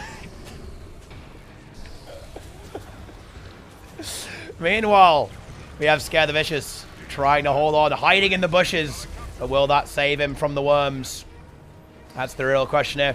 Rizadom doing a great job actually peeling him out there. The CC and immobilization from this Lightning Rod Weaver really putting in some work. I've got to say that. And for the first time in this tournament, we actually see a bit of resistance here. Matching the team fight versus the Worm seems to be a foolish play. And instead, never mind. I cancel that. Raikon dies instantly. Scare actually gets away with it as well. Holds the entire time. Oki, though, again dies. And that minion monster and that Thief, they're just giving Oki a lot of trouble in this game, big time. Draza now looks to find that free decap there as well before pushing towards this immediate team fight there as well. But yes, the tournament is now becoming a little bit more interesting here for the Lakerz. The Lakerz, in fact, behind. Actually, not anymore, though. They were behind a little bit now. creeping into the lead with that cap there on the henge with Pad. Draza actually going to go for the full cap over here on the mine as well before pushing back towards the middle. We'll have to leave there very shortly as Oki is going to come off respawn, and Draza probably doesn't want to waste too much time there, but actually I think he almost can afford to. Yeah, he actually can afford to do this because his team is already winning the fight on mid. Getting that kill on Scare was very good, and then it was revived immediately there by the Signet from Aeon. But I think we are going to see another kill on Scare. He is very, very pushed for cooldowns. Can he get his Glint heal off? Oh, I think he actually just barely can. Not quite, actually. Not necessary. Actually, he's on Malix. No, my UI is bugged because that's a lot of fun there as well. And so far, actually, the team fight is somewhat stable for the blue team. They're holding on quite nicely here. The question is, can they keep doing that? And it's one node apiece right now. This team fight being the main point of contention with everyone rotating here. And in fact, it's going to be Oki moving away here from the team fight, making it a 4v5 in favor of the Lakerz, going for that decap instead. If Scare survives her, it's amazing. However, that is not going to happen. Riken drops the big crate. The big crate drops, and I very much doubt that Aeon will be able to get that revival. Yeah, no, you need the entire team to be pressing F there to get that. Teams decapping each other. Once again, Draza will have to get this node, while Oki will do the same on the other side of the map. Let's see, the big worm. Spree looking to push into that team fight. Intercepting the Thief, potentially. I'm not sure what... Okay, he's going to maybe allow Draza to rotate. Yeah, here comes the Rev there from Scare. And the Minion Mons will actually go ahead and do this, guys, okay? Let's see if he can make that happen. Okay, let's see if he can make this happen. He's moving over to 1v1 into the Condi era there, of course. The Necromons are going to handle these Condis very, very well, transferring them back, of course, and simply being able to devour them with the power, the awesome power of blood magic. And the Lakerz now starting to actually make the game go to their tempo, right? Playing to their beat, as it were here. Now, red team, 7 deadly sins, going for a push here, trying to deal with this minion monster. Actually, they are getting a lot of pressure here onto a Spree. However, Goku is responding. He's over here very, very shortly. He should survive there. Yep, he absolutely does. Gets his minions back and will now once again begin pushing into the fight. Aeon looking to be the target here. I think she's very, very low. No need focus. That should be a kill there. The Lich is big from the big worm. There it is. The kill has now been confirmed. Rizdom and Scare, oh, they can't do that. That's not going to happen. Simply 4v3 is happening right now. Rizdom trying to desperately run away as much as he possibly can, but it's not looking super good right now. Scare gonna have to try and hold up, but I think this is gonna be a multi-kill encounter right now for the Lakerz. Yes, they find Scare. Rizdom does manage to wriggle himself away there. Oki getting the henge simultaneously, but the Lakerz, they're slowly pushing forwards here. Yeah, and the Thief has to leave there. Can't really fight that minion monster in that 1v1. Pain maybe looking to stall it here a little bit, denying that cap until Rizdom arrives, but there is a big, big push from the Lakerz moving towards this middle gnome here. Rizdom and Pain going to have to retreat and back away from that. This is going to be too much here with Draza, the Necromancer, and the Guardian. This is not going to happen. Oki just kind of at a loss of what to do right now. The map state not very favorable to do anything, really. His team is kind of trapped, locked down over here. In fact, Aeon might be about to die on this one. That will be an absolute catastrophe. Oh, no. Oh, Azaz and Riken, the double DPS. The thing about Guardian, like Guardian, it actually doesn't really fare super well, right, against double DPS, right? You know, it's very good for like 3v3s and 4v4s, but in a 2v2, it's actually not super amazing, to be perfectly honest with you. You just don't have the pressure. Like, one player will not have the pressure to handle the Renegade and the Hollow, and another 2 kills basically off spawn. That is devastating for the red team. It really is. The Lakerz almost spawn camping their opponents here. Rizdom and Pain looking to deny this cap as best they possibly can. Spree simply just kind of standing watch there on mid, watching for the horseman, maybe the Thief, to try and deal something about that. Meanwhile, Pain is now here, but what can he do? And the respawns for red are now here. Lakerz are going to have to contend with the full team fort might of their opponents. And Oki might be able to keep the Necro out of the fight. That could be pretty good here, actually. But Pain is already dead, actually. Never mind that. Draza wants his revenge. Oh, and there was poison, so the Signet was not good enough. The cleave was just barely enough to deny any kind of Signet from that. Any revolver from the Signet, rather. And that is a pretty big blow. This fight will almost certainly end up collapsing. And Draza already leaves immediately. I really like this from Draza. Like, immediately. His team's winning. Like, they already want the kill. They're winning the fight. He can now move, control the map immediately. This does actually cause a bit of a problem here, as Oki will respond to Draza, actually, and the respawn from Pain will come in immediately. and his team was not able to get another kill, so certainly a very aggressive rotation, but I think it might just work out as we are going to see the Big Worm actually get the push here as well. And now the Necromancer is in play, so as long as the blue team can hold on a little bit, if they can restabilize, although actually having said that, that might be easier said than done as Goku is about to go down here as well. Ooh, and he is down. Is that revolver? There is actually stability there from the Chalice on the Renegade of Azaz. And there we go, we do actually get that hold there, quite nice there, but Goku goes down again, the Big Worm goes for the Big Lich. I think we actually will see a teamfight death here. Okay, teamfight death is actually happening here, my friends. There we go. Draza looking to actually try and hunt down Pain. He wants his revenge for that 1v1 earlier on in this game. And Red actually trade favorably there. So a little bit of a very aggressive rotation to leave that fight on the Thief, and losing that fight and not basically getting any value here because Oki was able to respond to that quite effectively and deny any value from the Thief. Did actually go very favorably right now for the red team. However, Pain is down there. There is stability. Can they get that revive? No, I don't think they can. Oh, and Aeon might die for that. She was really going for that revive. She knew they needed to get that to actually have a chance of fighting here, but it's not quite going to be enough here. But so far, we've got to hand it to the 7 Deadly Sins. They are really giving the Worms a run for their money right now. If they can just hold on until Pain gets back, it will be really, really good. But Aeon is so low on cooldowns. I don't think she can hold on. No, that is the end of that. Oh, Scare going for a res. Is there enough CC? Maybe a Tornado, but I don't think it's available right now for Wisdom. No, he does not have access to it. And I think Scare might collapse here too. In fact, he does, and that's 2 kills there. Wisdom, of course, playing his mind out right now, running around in circles with that super speed, will be the lone survivor from 7 Deadly Sins. Good 1v2 into Goku. Actually, Goku actually won't get help for a while either. The ultimate dart worm moving up, but that should be a kill. Ooh, that's nice. Can he fit? Pain's got to finish that, though. Ooh, and I don't think he can, actually. Oh, it's hard. Maybe with Rizadom they can get it. That'd be really good. But I don't know, Riken and Azaz. Well, they're getting a good cleave here. Rizadom has the stability, and yeah, they do get that kill. Very nice from Pain and Rizadom there, actually, to confirm that. That certainly gives them a bit of hope here. But still, 1 node ticking away there. That Henge, the minion monster of Esprit, will be able to very competently 1v1 into that there. Oki, though, does a good job. Once again, gets that Henge set up immediately.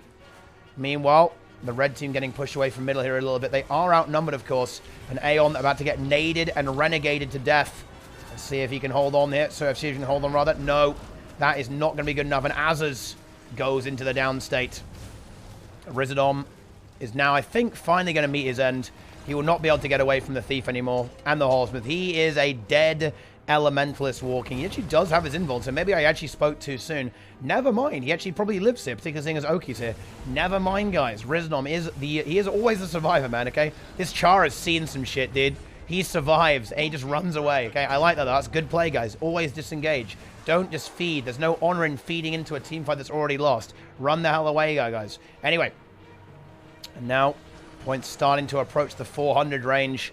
And that moment of happiness where there was that double cap, as you can see here, it has now faded into the past. It is a distant memory right now for 7 Deadly Sins. They need to do something very, very quickly. It's getting to that point where 2 nodes are not really going to be good enough. They're going to have to start playing 3. And I think a really big thing to look at this game is that Oki has just not been able to get value. Look, he's been forced to be AFK. Look at this. He has to stay here, right, the entire time, right? And this means, okay, that the blue team is basically 5v4. They're winning a 5v4 right now because Oki is not participating in any way. Like, now we are starting to see him push into these fights, but it's so difficult to do this versus a Thief because at the moment this happens is that Draza will realize that, oh, the Henge is free now, it's open, and he can get over there. However, we actually do have Esprit down there, but they do get that revival.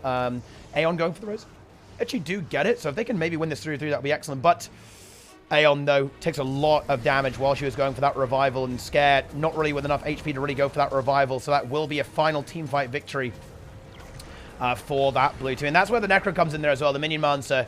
It just makes them so powerful in the team fight. The Lich Form, the Well of Darkness, the CC, the damage, the explosions, the Boon Corruption. Such a powerful asset to have in your team fight. Pain goes on the node just to die in the Necromancer AoE. Esprit, the Big Worm, bleeds them out. He knows that bleeding here is the way to go. Just make sure they can't even get on the map, right? Make the game end before these players reach one. I think it actually will. The game will end before Pain is back in action. Same thing with Scare, because his death actually ends the game, and that is going to be that. The Lakerz win once again, but a much closer game than we saw previously. 500 to 338 into 7 Deadly Sins. The only team so far that can get the job done there as well. Let's see. Misha did actually lie here. Ooh, having said that, guys, I maybe did speak too soon about this game indeed, as the Ultranum boys are getting back into the mix right now. They actually are they going to get a triple cap? I believe they actually are. Cole does find the decap, and Gorn is dying on the other side of the map, so that does neutralize the entire map once again. Adelanti beating his teammates down here. And I think that should end up being a pretty good victory path here for the red team. Carablanca and Flay do actually make it in time to contest, but Cole Summers and Sage Splitter find this kill onto Fly, and now that will be another cap here over on the other side of that, which will be very hard to contest before the game actually ends. This is a great point. Oh yeah, and Cole, you could even go Beast here if he wanted to. I think he's going to wait until he sees the Thief on the map. Now he sees the Thief on the map, I think, so he's probably going to actually go ahead and go for Svan here. No, he maybe not even go for that risk, just wait here, yeah, because the Thief is moving out on the map. So Cole just AFK, so he basically waits until the game ends. That is the way to go, particularly seeing as the Mine and the Henge are both possessed by his team. So the game is not long for this world. Adelanti does go down. Misha going for that revolver. Might actually get that. Good CC there by Carablanca to deny it. So it looks like it will actually be a kill here, but I think it's going to be far too late. Cole, he is the AFK man. Infinite dodge man. Infinite AFK man. His entire team is feeding. Dra, feeding. Shuriken, feeding. Sage Splitter, feed Splitter, right? They're all dying, right? And Misha. Misha feeds as well, but it doesn't matter because the game is about to end. There it is. Game over. Red team wins. Very, very nice indeed. Kylo Gaming. Right. We need to ship truckloads, guys. What is this small? Exactly. See, Dark Rider knows what I'm talking about, right? He knows what the hell's going on. All right, then. So, on the red team, it's going to be Dra, Adelanti, the Master of Disaster, a.k.a. Misha, Infinite Dodge Man, Dagger Pistol Thief there. Darkbringer, did you put this Turai Ossa here? Was this you? Right? Was that you? Okay, I bet, because for those who don't know, guys, Darkbringer is a UI UX developer, as I understand it, right? He probably did this. He was like, you know what the monthly AT really needs? It needs Turai Ossa in the spectate window the entire time, right? No matter what. Like, everywhere you go, Turai Ossa. I like that. It's good. Like, it even goes over my UI. Look, I can't get rid of him. I can't hide him. Well, maybe the trading post? No, trading post doesn't get hidden either. World versus world panel, Turai Ossa.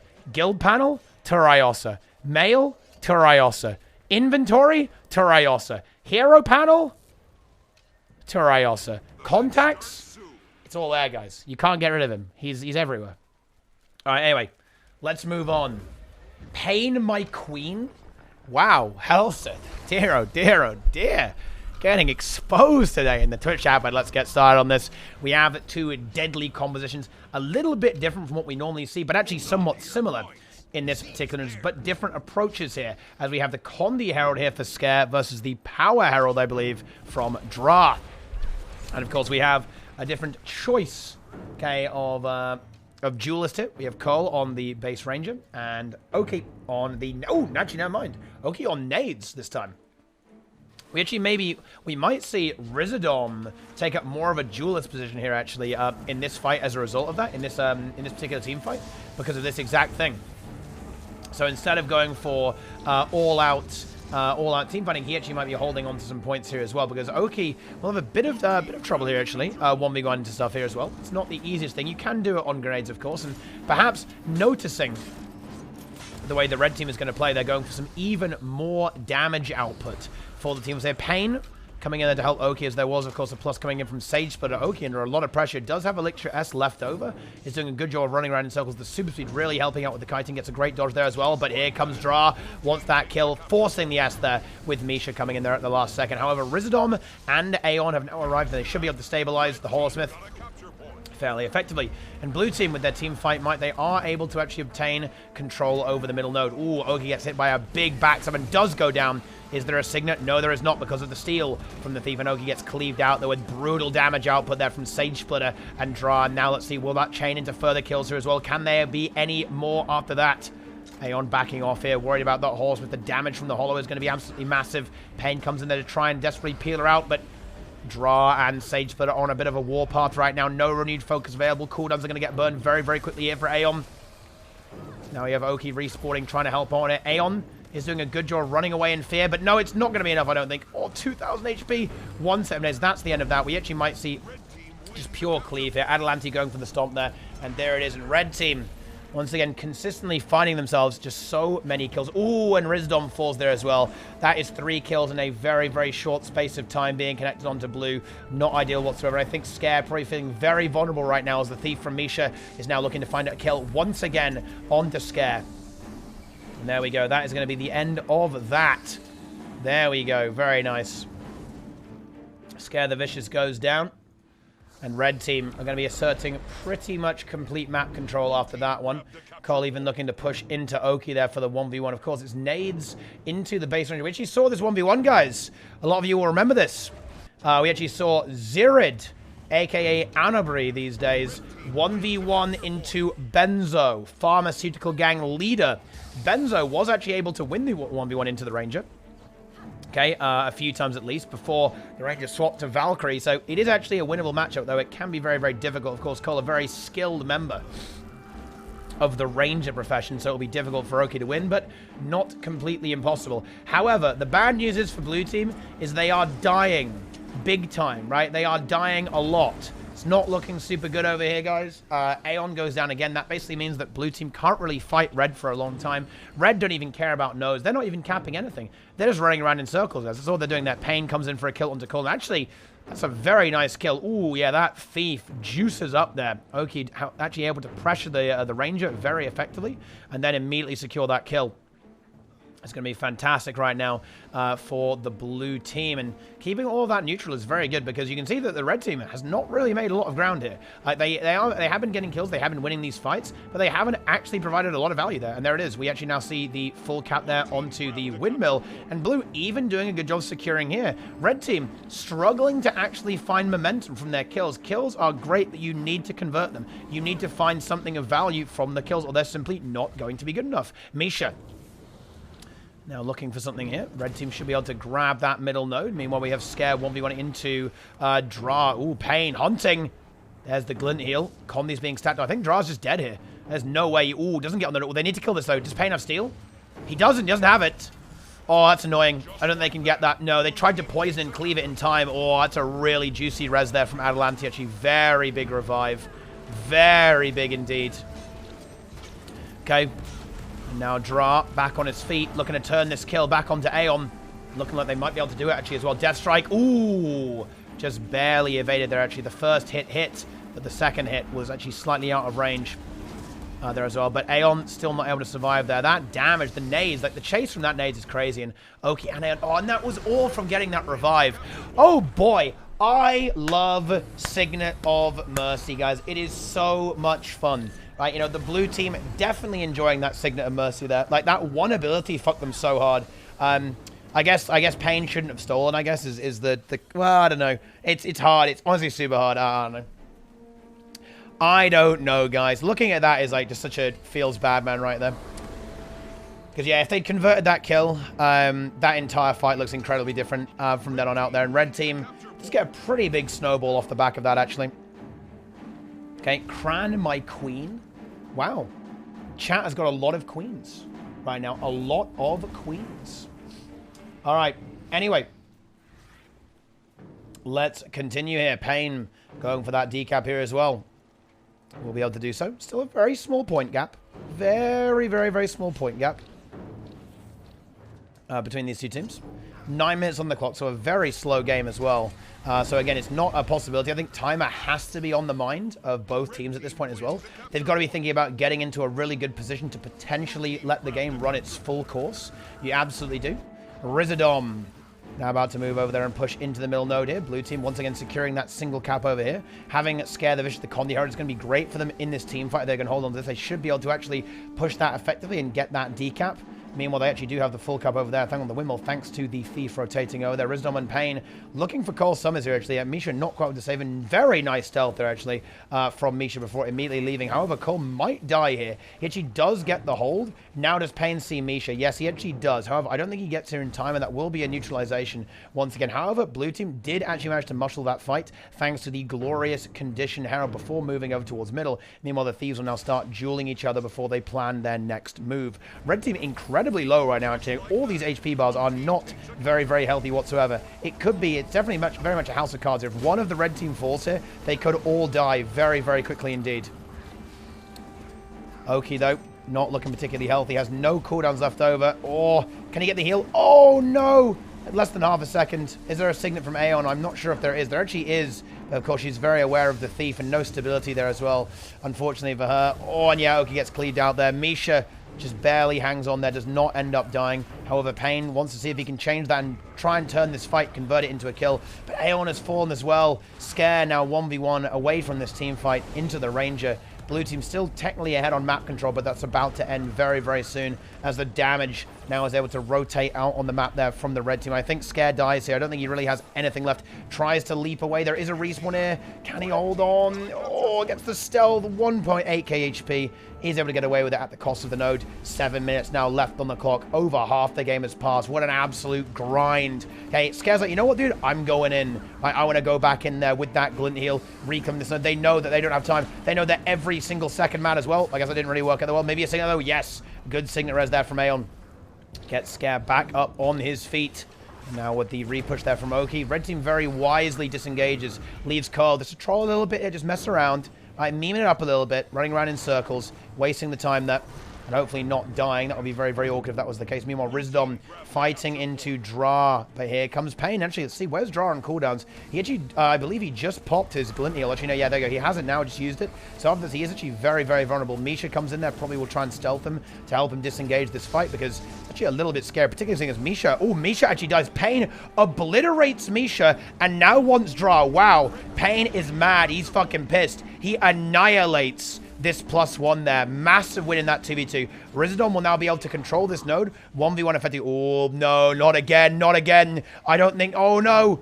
And he's on no port here as well. Tornado. Oh, the tornado from Rizdom. What a monster. Shuts down the signet. Justice has been served.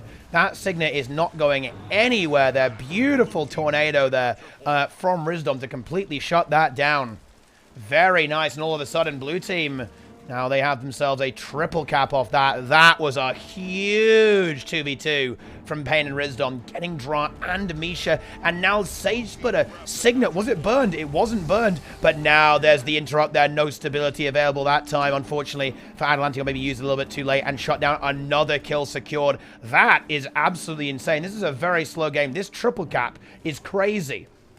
Okay, triple cap is absolutely massive right now for blue because it's a very slow game. If they can get ahead just a little bit and just maintain, just hold on for just a moment, they're going to find themselves in a fantastic spot when it comes to winning this game. Pain 1v1 into Dra, can't stay though. Sage Splitter comes off Freeze and Adelanti now moving in there as well. He's still going to push his luck though and maybe try and get this and wait for Oki to arrive. There's some serious balls on Pain considering he's got nothing left really actually. Well, his ball, I think he was maybe feeling a little bit, maybe a little too confident. Oh, but never mind. No, he isn't. Because Aeon. Okay. It was all a ruse. It was a prank. Okay. Aeon comes in with the clutch signet to deny the punish on the very, very greedy thief play there.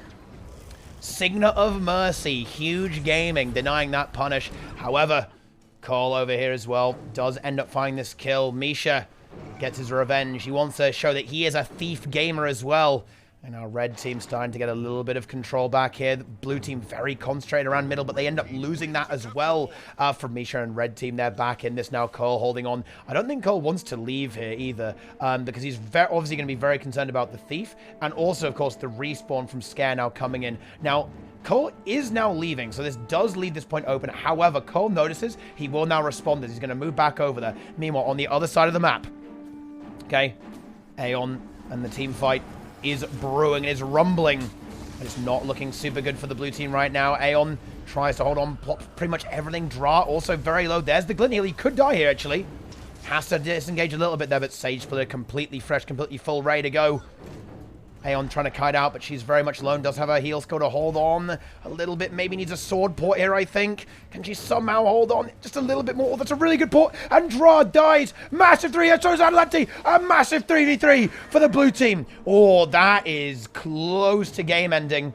That's 3 kills. And that's going to be a cap, and they can probably snowball it. Oh, the Master of Disaster actually makes it work, though.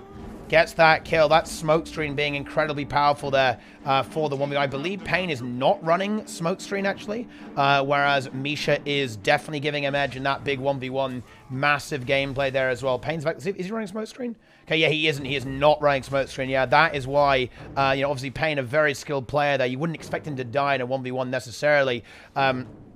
You know, even to an excellent player like Misha. But yeah, big disadvantage there is not having that smoke screen. It's very, very powerful ability for a lot of situations, for, you know, kind of finishing a down state, getting a revive, all that sort of stuff. But they do get the revive nonetheless, even without smoke screen, getting their player back up there. It's 3 points. And oh, supply crate. Signet does land. Oh my god, Aeon with these signals really putting in some work.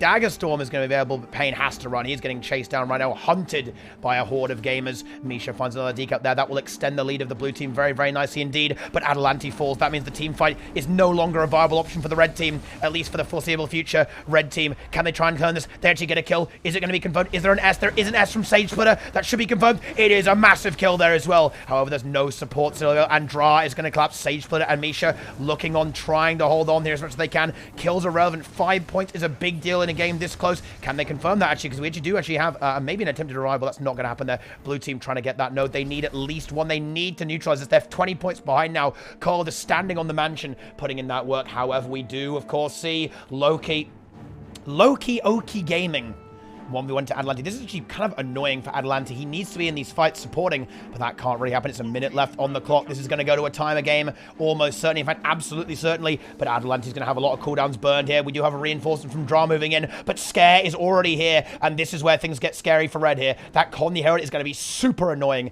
in this 2v2, in addition to, of course, the Hollow Smith there from Oki there with the grenades will be dealing out massive damage. Misha now moving in here as well. The reinforcers, they know they've got to hold this. Rizadom going to be the one to hold on to the middle node here by the looks of that. He can't leave. Cole will decap him. It's come down to this. This is the 4v4 that matters. If anyone wins this, they are going to win the game, more or less. Just the points winner. And Adelante goes down. They have to... And Aeon immediately Earth Press. She's got the stab and finds it. That actually might be game. 50 seconds. Red must stall this. They have to stall. They're still winning. They're still technically ahead. But losing that guy, and now Dra going to die here as well. 5 points. And then the cat will be very, very shortly. Red team maybe looking to go for mid to decap that, but here comes the node. For the red team here, for the blue team rather. They should get that. There's no way they can contest it. Rizadom on mid. Oh, 30 seconds. Is it enough, actually? 30 seconds. 15 ticks. They gain 15 points. Yes, they win. They win by just a few points. They've got to hold this. Red actually loses. They need to decap this. Blue team will win this game if they can hold on to this cap, I believe. Can they make it work? Let's see if they can do it. Scare holding it. Even a kill loser. They cannot die, by the way. A kill is GG. They cannot have a kill here. It will cause red team to win. Scare holding on. He's so low, though. He's got nothing left. Red dies, Archie. Sage Splitter falls. And blue team, they're in the lead right now. The Signet comes out there, but Infinite Dodge Run goes. And 0 seconds, 4 points. Blue team wins. Yeah. I was right, by the way. A kill would have lost in the game. Quick maths there, right, guys? Some quick maths there from your boy Teapot. 4 points, 1 kill, right? Was what if Scare dies there, it's GG. After that was an insane game between the two teams. I gotta say, 7 Deadly Sins with a somewhat unconventional composition there with the Lightning Rod Weaver, of course. They are really making it work. Okay, they are making it work. 100%. I gotta say, Rizadom is popping off, man. He is a serious player. This guy is, I believe he's known as a gamer, right, is how I'd refer to him. Do you know if the Big Worm Minion Mons has a stream? Would love to see the build. I can show you the build, yeah, right now. Esprit, he has streamed a few times. I will eventually bully the entire high-end PvP scene into streaming a lot more. But, you know, I'm working on that. But he doesn't stream very much, no. Goku streams a bit, too. And Azaz does. Azaz used to. I think does Azaz still stream? I haven't seen any of his streams. Maybe I'm just asleep. Oh, been negative all week? Well, I guess he must have been doing it while I was asleep, I guess. Yeah. Because I sleep in the day. I guess that's when it's been. Because I haven't seen him pop up on my follower list there as well. Unlucky. There are 2 timeouts currently. Do we ban? Oh no, timeout is fine, right? I just like saying ban because it's more fun right? Okay, chiseled mobs used to them out. Hey, I love to hear that. That's good stuff. All right, then. So let's see. Can the Quarantine Crusaders begin to dent the advance of the Lakerz, the undefeated Lakerz so far? Let's see if they can make it work. Citadel on the Core Necromancer once again. Belzadar on the Power Herald. Maya on the Dagger Pistol. Thiefir. Sakai on Grenade Holosmith. Andreas on Pro Holo. Honestly, if there's a map where they can make it work, like a more roaming style, this is the map for it. It absolutely is. This is where they can maybe get something done, but it's not going to be easy into a team as competent as the blue team here as well. Goku, Support Guardian, Raikon on grenades, Draza, of course. Here he is. This character's cool, mate. He's got like the eye patch going there. I like that. He's got the black. Is this like the Black Lion skin bow? Dude, this man, he's a loot box enjoyer. Okay, the pirate thief here from Draza. The ultimate big worm on Minion Mancer. And finally, the ultimate Dark Worm, once again, on the Renegade. He is back. Now, that's not the finals, guys. We're still in Swiss. I believe this might be the last round of Swiss at this point. And then we're going to go on to eliminations directly after this. So stay tuned, my friends, okay? Stay tuned indeed. Okay, then. Ooh, actually, Aussers under a bit of pressure here, getting battered by the enemy team there. But Goku does arrive in time. And, well, it's a triple cap. And honestly, how does Red break this? I mean, look at this. We have Guard, Renegade. We have Nade Holo. We'll be able to hold quite nicely here. However, there is a Thief Plus. You have Minion Monster and Thief. Very difficult to actually break this lock, I think, for the blue team. We probably see a concession here from Raikon. Yep, he's going to move away. But Goku already here. Belzadar dying in rows there, allowing Draza to push. This is kind of a done deal very early on. Very hard to break out of this lock, I think. The Pro Holo is putting in some work into this Minion Monster, and Maya now rotating in as well, but I think it will be a little bit too late. Oh, Belzar. Oh, that's a very cheeky revive there, actually. Nice. Little greed. Dude, Draza is so greedy. Man, he gred insanely hard on that game on Forest and actually got punished for it, and now gets punished for it again, actually, greeting that... wow! Massive punish, too, actually. Huge punish. Wow. And we actually see a kill being scored there on a spree almost entirely because of that revival. They're greeting for that, yeah. Dude, Gred? Dude, I love saying Gred. Look, I'm going to say Gred. Look, greeted? Dude, what would you guys rather say? Greeted or Gred? I would always rather say Gred than greeted. I know it's not even right, but it's better, right? Ooh. Yeah, big punish. There. So Draza maybe needs to watch out for that one. But then again, right, you can really see the snowball effect in action here as well, by the way. You can really see that happening. Belzadar now able to push across the map, burn the Signet there on Goku. Probably not enough to necessarily get them back into the game, but it's certainly an opening for the red team. They actually neutralized the entire map. Will now begin to control it here as well with the gateway here, while we also see Sakaya going for the altar simultaneously. The Minion Mars, though, here it comes. Here it comes, like the march of the fucking Oompa Loompas, dude. Here they come. Like the very, very morbid, undead Oompa Loompas running towards Sakaya right now. Oh, dear, oh, dear, oh, dear. And here he is, fucking Willy Wonka, the head of the Minion Factory. Here is a spree. Denying all hope of winning this 1v1, unfortunately, for poor old Sakaya. Particularly now with Draza moving in. Oh, no! Ah! Ah!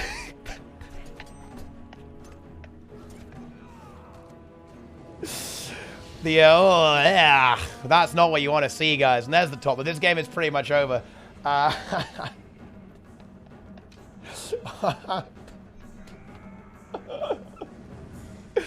Dear, oh dear, oh dear, oh dear. Wait, who is it? What is going on here? Okay, Morning Glar. Right, what is the situation, guys? The guys in my DMs, get them out of here, guys, okay? Get these gamers out of here. But yeah, looks like it should be a fairly decisive victory for the Lakerz. Their top buff has now been locked in. Minions going crazy, securing those kills. Let's go ahead and take a look at maybe one of these. Can we find a close game? Ooh, we actually might have a look at that one. Ooh! We actually have some very close games here. Have a look at the Cranel game, maybe. Let's see how this one's going here. Let's go check it out. What have we got here, my friends? So on the red team, of course, it's the 7 Deadly Sins going up against Cranel, Blackjack, Boost, PvE Noob No Name, who almost looked like he was stuck in a rock, but he isn't. Daniel Blender, a.k.a. Zenvo, here on the blue team as well. Currently down a little bit, down the top buff too. One node. Just only 80 points down. Not an insurmountable victory by any stretch of the imagination. But what is going to be their plan here? What are they going to do? What are they looking to do right now? Blackjack about to get outnumbered here. on middle here. Boost will be able to buffer from a little bit, but I think blue team has to respond. I don't think the Guardian can really disengage this super effectively. I do not see that one happening. Renewed focus has now been used. Need to see a line here, probably. He's going to try and go for it. Does get it. Might be able to get his heal skill there as well, but those nades, they are relentless. Tries to go for the juke. Doesn't quite find it, though, as well. And actually, Oki gets that kill and boost. Ooh, boost probably falls here as well. Actually, Crannel comes in there, but no. That revival is not going to happen whatsoever. PvE noob, no name, about to die here. Boost maybe trying to get away. He is going to get away there as well. The Scourge does barely survive, and they actually do turn it around and get Pain, and they get Scare. Dude, what an insane survival there. Massive burst there. Okay, you want to see some Mesmer gameplay here, dude? Mesmer gameplay from Zenvo. And here it is. 800 HP. Oh! Tactical downset there, guys, because going downset and rallying heals more than his heal skill. Very, very high-level Mirage gameplay here from Zenvo. His health is already gone. The 3 bleeds probably going to kill him with his pathetic sustain. Rizdom goes down, and blue team all of a sudden actually have a little bit of hope in this game, but they do lose that. They heavily dedicated to the middle node to try and get some work done there as well. Let's see if they can now push out onto the map and see if they can get some work done here. Zenvo moving over here will be pursued, of course, by the Ranger, the Druid, in fact, of Aeon. This time, not going for the support, playing more of a roaming style with a lot of these DPS players there. The Grenades, the Power Herald here, the Connie Herald rather, sorry, and the Lightning Rod Weaver and Thief of Pain. Fantastic stuff indeed. Crannel gets that decup there as well. Mesmer and Thief, a lot of rotational power here for the blue team. But can they actually take these fights? Can they get some work? And they've neutralized the map, and now they've got to secure something. The Scourge in a little bit of trouble here. Tries to hold on, get some good barrier. Oki takes heavy damage, but actually, that's a little bit scary. Blackjack actually relogs to Necromancer. I almost like that relog, actually, from Blackjack. Relogs to Minion Mancer, my friends. Goodness me, Blackjack. He likes those minions. Well of corruption here instead of the usual darkness that you sometimes see there. Oh, wait, oh no. Oh no. Oh no, no, no, no, no, no. Oh my god. Surely not. Is that actually going to land? Blackjack is so slow. Oh no. That is a buff, I think. Oh. Yeah.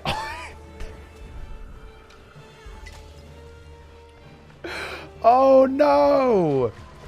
That is highly unfortunate. That's why, guys. Never forgetty. Right? Oh, and top buff as well. Are you kidding me? Why is this always...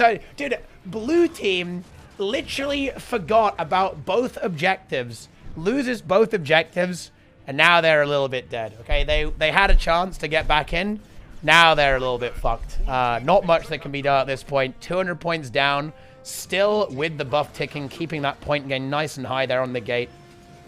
Their blue team will be able to maybe get rid of Pain, but actually no they won't, because here comes Rizdom. Unlucky. But that is a brutal, brutal thing there. Rip Zenvo. Yeah, Blackjack gets eliminated here on middle there as well. Scare, cleaving him out. Crannel maybe could go... An attempted revival is in stealth, so it might be hard to notice, but there you go. It has been noticed, but yeah, the cleave is too much. Conero is great for this because Torment does double damage to down bodies, because down bodies aren't known for their movement abilities, and Zenvo falls there as well. I want to see this Quaggan team come back. I want to see Quaggan Demolisher, Quaggan Zenvo, Quaggan Crannel, right? That's what I want to see, guys. I want to see these Quaggans back up and running. Quaggan Holy Beard Man, right? That's what I want to see, but sadly... It does not appear to be re-established as of right now. And even actually, of course, Quaggan Benny. Benny, guys, also known as a member of Pharmaceutical Gang. They truly are everywhere, guys. You'll find them, okay, on Aurora Glade in a World vs. World guild. You'll find them, okay, in the LFG. Okay, you'll find them in Unranked. Seriously, guys, I was queuing on Unranked, and I queued into goddamn 5-stack PG. Unbelievable. Right, it's actually insane. These guys love their daily unranked wins, and honestly, who can blame them? I love daily unranked wins as well. It's good stuff. It is very, very good stuff indeed. Monthly D on a Sunday feels wrong. It definitely is a little bit weird. It is unusual to see it, and we are now seeing a few kills confirmed. There we have a kill on Scare, but actually boost goes down. That actually might rally there. Elixir S Stomp confirms it, and bam, nice try there. Good decision making to use that Elixir S instead of cleaving. Love to see that as well. That's good stuff. Very, very good content. Scare now moving away.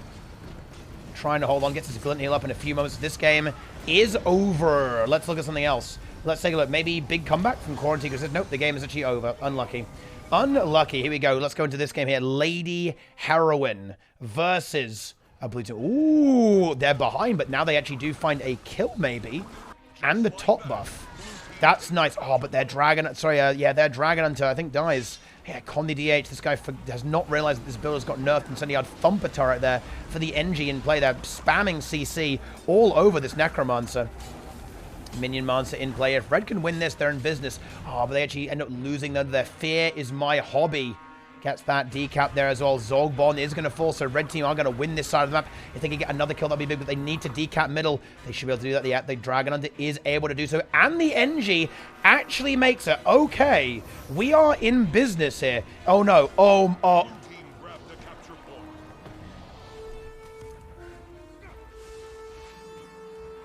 This is a massive kill. One-shotting the NG, and that is GG. Well, there you go. Fear is my hobby. Dying is the hobby of the... Whoa. Okay. Very, very high-level, advanced tactics here from the end. Ooh. Ooh. Rune of the Engineer. That is big. Condi damage, toughness rune. Very innovative meta build here with the Demolisher amulet there as well. Explosive firearms there. Modified ammunition. Zero Condi cleanse NG build there. Solar focusing lens instead of the prismatic converter. Huge gameplay. No super speed. Fuck that shit. I want barrier per hit there as well. Very big play here. Big build. And what is this game? What is this team? The other team? It might just be like a pug team. Let's take a look. What we actually have here, it is, okay, yeah. Oh, it's these guys. Yeah, okay, we have, yeah, I know Mamias and Zealith. I vaguely know this. I vaguely recognize the name of the Power Herald here. The Thief, I don't know who that is. But, I mean, I think this is probably a good player, so that's good. And Akon, I know the name, actually. But, hey, I love to see some new faces on the scene. I really, really do. Let's see how they're going to face off against Sage Splitter, Curl, Misha, Adelanti, and, of course, Dra there as well. It is the Moon Monthly is what we are. But, yeah, I'm going to watch this game, actually. Quarantined Gamers. Let's roll, my friends. Let's go. All right. So, wait, isn't this on the same map, actually, as well?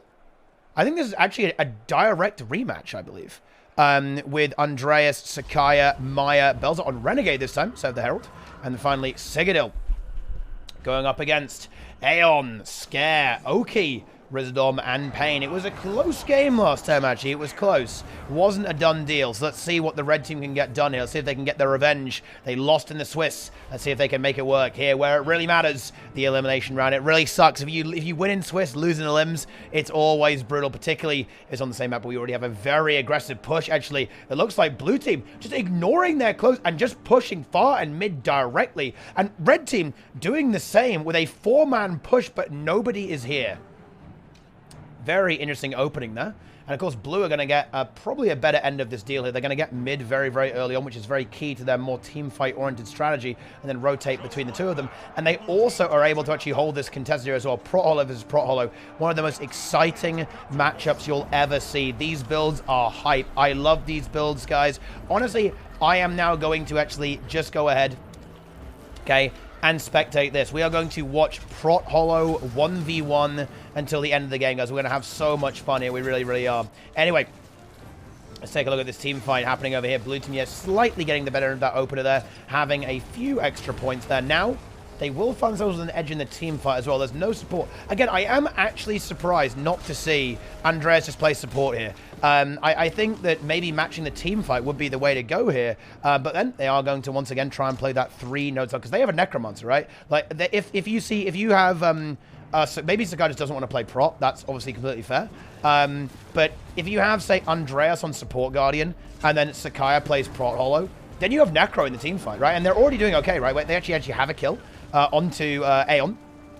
Anyway, just flat out in the team fight. They shouldn't be able to get that res. The nades are going to be way too much cleave. So they're already winning the team fight. Why not just double down, right? Like, double down again and just have a support, right? And then just dominate with the Necro, because the Necro in the team fight is going to be lethal, right? He can run Lich and just start going crazy. What is Rizadom? Rizadom is Lightning Rod. Marauder, Lightning Rod, Weaver. This is his setup here. He was playing Avatar last monthly, so he's kind of experimenting a bit. But this time he's going with some big, big damage. Kind of like a build that can 1v1 a bit, can team fight. Some loads of good stuff here as well. What is Rizadom build? I just showed the goddamn build. Ooh, oh wow. Full wipe being converted here. Wow, full wipe here. Aeon even relogs to the Druid. Rizadom eliminated, and now Oki actually under pressure. Dude, Andreas, oh my, whoa. Whoa, I don't think that should happen. We actually do have the Prot Hollow 1v1 victory here for Andreas, unless it's nades for Oki. Oh, wait, what the fuck was that? Oh, I think Oki's lagging, actually, because he just, like, teleported onto the node.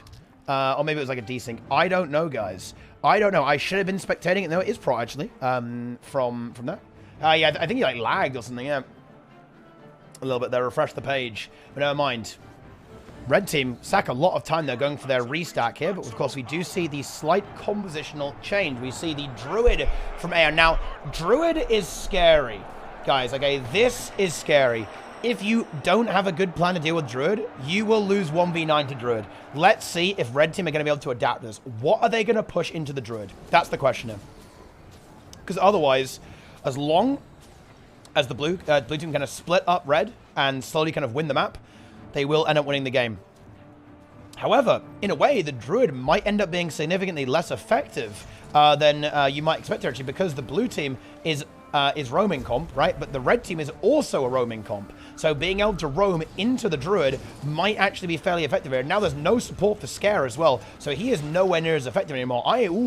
This swap over there might actually be the undoing of 7 deadly sins here. In fact, I fear it may well be, because they lose another player there. Scare the Vicious goes down again. Citadel leading the charge directly onto Rizadom here, who's a little bit low on cores. How's that Earth Shield? Will probably just simply use Super Speed to disengage fairly effectively. Yep, there he goes. He is out of here right now. He absolutely is. However, the Druid's starting to get back onto the field and maybe put a bit of work in there as well. But the roaming from Sakaya and Maya is excellent, actually, right there. And in fact, this Druid, completely out of corners, does able to get into Celestial Avatar somewhat effectively. Still has Protect Me left over. There's also a bit of barrier. Gets that healing. But Red Team to once again secure that node. However, if Aeon can keep doing this, this is very annoying. If she doesn't die here and is able to stall these gamers, even if she ends up giving the node, as long as she keeps being really, really annoying, this is definitely a massive win for her team. She has her heal skill soon, and yes, this is what I'm talking about with Druid, guys. They're going to have to dedicate a lot of time to getting rid of her, because eventually she will just win the node. However, Aeon does die, and that is the key thing. Eliminating the Druid is absolutely key, and I think Red Team, they definitely recognize they're respecting that Druid. They're wanting to find those kills. Meanwhile, when you see Andreas go down there and end up dying there, can Blue Team start to stage a bit of a comeback in this game? Let's see if they can. Citadel forced to run away there. Rizadom and Pain there, but a very nice dodge up there from Sig, actually able to disengage very nicely. However, is that going to be enough? Can he handle the DPS? Can he handle what we have here? I'm not sure if it will be enough. Let's find out. Rizadom and Pain not quite able to finish the job, you know, on the Necromancer. They're kind of prioritizing the node here a little bit over actually finding that kill, because they are acutely aware that they are 150 points down and they lose Scare again. Honestly, I almost feel like Scare has to relog at this point. I just don't think he can really function very well in this game anymore. Like, he's just too slow. Like, he's kind of a bit of a fish out of water at this point. He can kind of 1v1, I guess, and hold his own, but he is ultimately one of a fairly soft target at this point. He just doesn't have the ability to kind of keep tempo with this game anymore on the Herald. It was working really well with the Guardian, but now he is a little bit of the odd one out. He is a bit of the third wheel. He is the ugly duckling, I'm afraid, in this team comp for the blue team. That's what happens when you're really getting Pain. Ooh, Maya gets Pain. That's really bad, actually. Oh, man. This is a bit of an anticlimactic game, actually. Man, this sucks. I think blue team maybe a little bit rustled. The early game did not go very well, and maybe that relog was a little bit early on to go for that, because it is not working. Like, this Druid, it certainly is providing some value, but the rest of the team is just unable to fight anymore. Like, the team fight is just not working out. Certainly recoverable, guys, okay? It's doable. It's not over yet. Ooh, that's a juicy interrupt on that glint heal, actually, as well. Although it doesn't actually end up in a kill, and we should be able to see the heal score come through very, very shortly now for Scare. Yeah, there we go. He's going for that and gets it. Check the other scores. Let me check the other scores there as well. Well, actually, no, I can't, because Swiss is bugged, by the way. Swiss is fucking bugged. Doesn't work. You can't see the scores in the final games. I guess we can go and have a look at them, though. We'll come back to that game in just a moment. Oh, hang on. We actually have a very... Dude, Lakerz having a bit of trouble into Ultranum here, actually. In fact, the Ultimate Big One is going to get stomped there by the sword.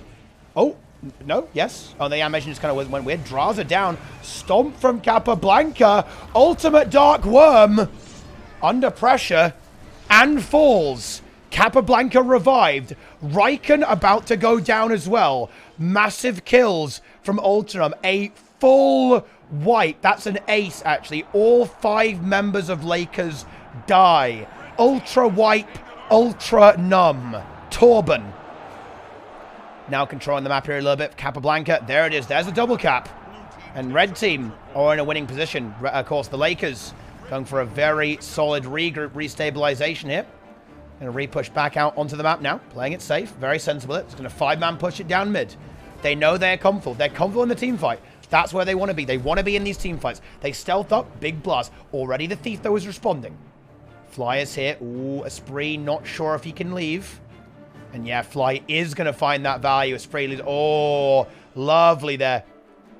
Very nice from Fly. Gets that decap. Massively increased. Oh, he's going to greed. He's going to greed for it. Draza trying to do the same thing on the other side. Will be able to find that decal, of course. Now, this does give a momentary advantage for the Lakerz here, where they will be outnumbering this team fight. Let's see if they can find value out of that. But actually, they won't have the outnumber because both Thieves are currently out of the equation for now. In fact, it will be the red team that has the outnumber, as Fly will be able to make the quicker rotation over towards middle right now. There's the decal, though, and blue team, they want to cling on to they want to hold their lead right now. But Raikön actually taking a bit of a beating, and so is Azaz. Can Azaz hold on? I'm not sure if he can, actually. He's in so much trouble. He should be able to legend swap soon, but in fact, it is going to be the kill. Oh, Floody goes down there as well. Is there the Signet going to be coming through? Oh, no, the Signet denied, though, by Draza. And the Lakerz, they want to get that team fight. They want to find this win here, but actually, we do see a kill there. Oh, hang on. Signet. Oh, stomp onto Floody. That would have been a massive, massive turn if that was actually going to be a revive on Floody and a stomp onto Azaz. However, Azaz goes down again. Signet here comes from Goku. Is there interrupt? No, there is not. Good Signet by Goku. Drops off there.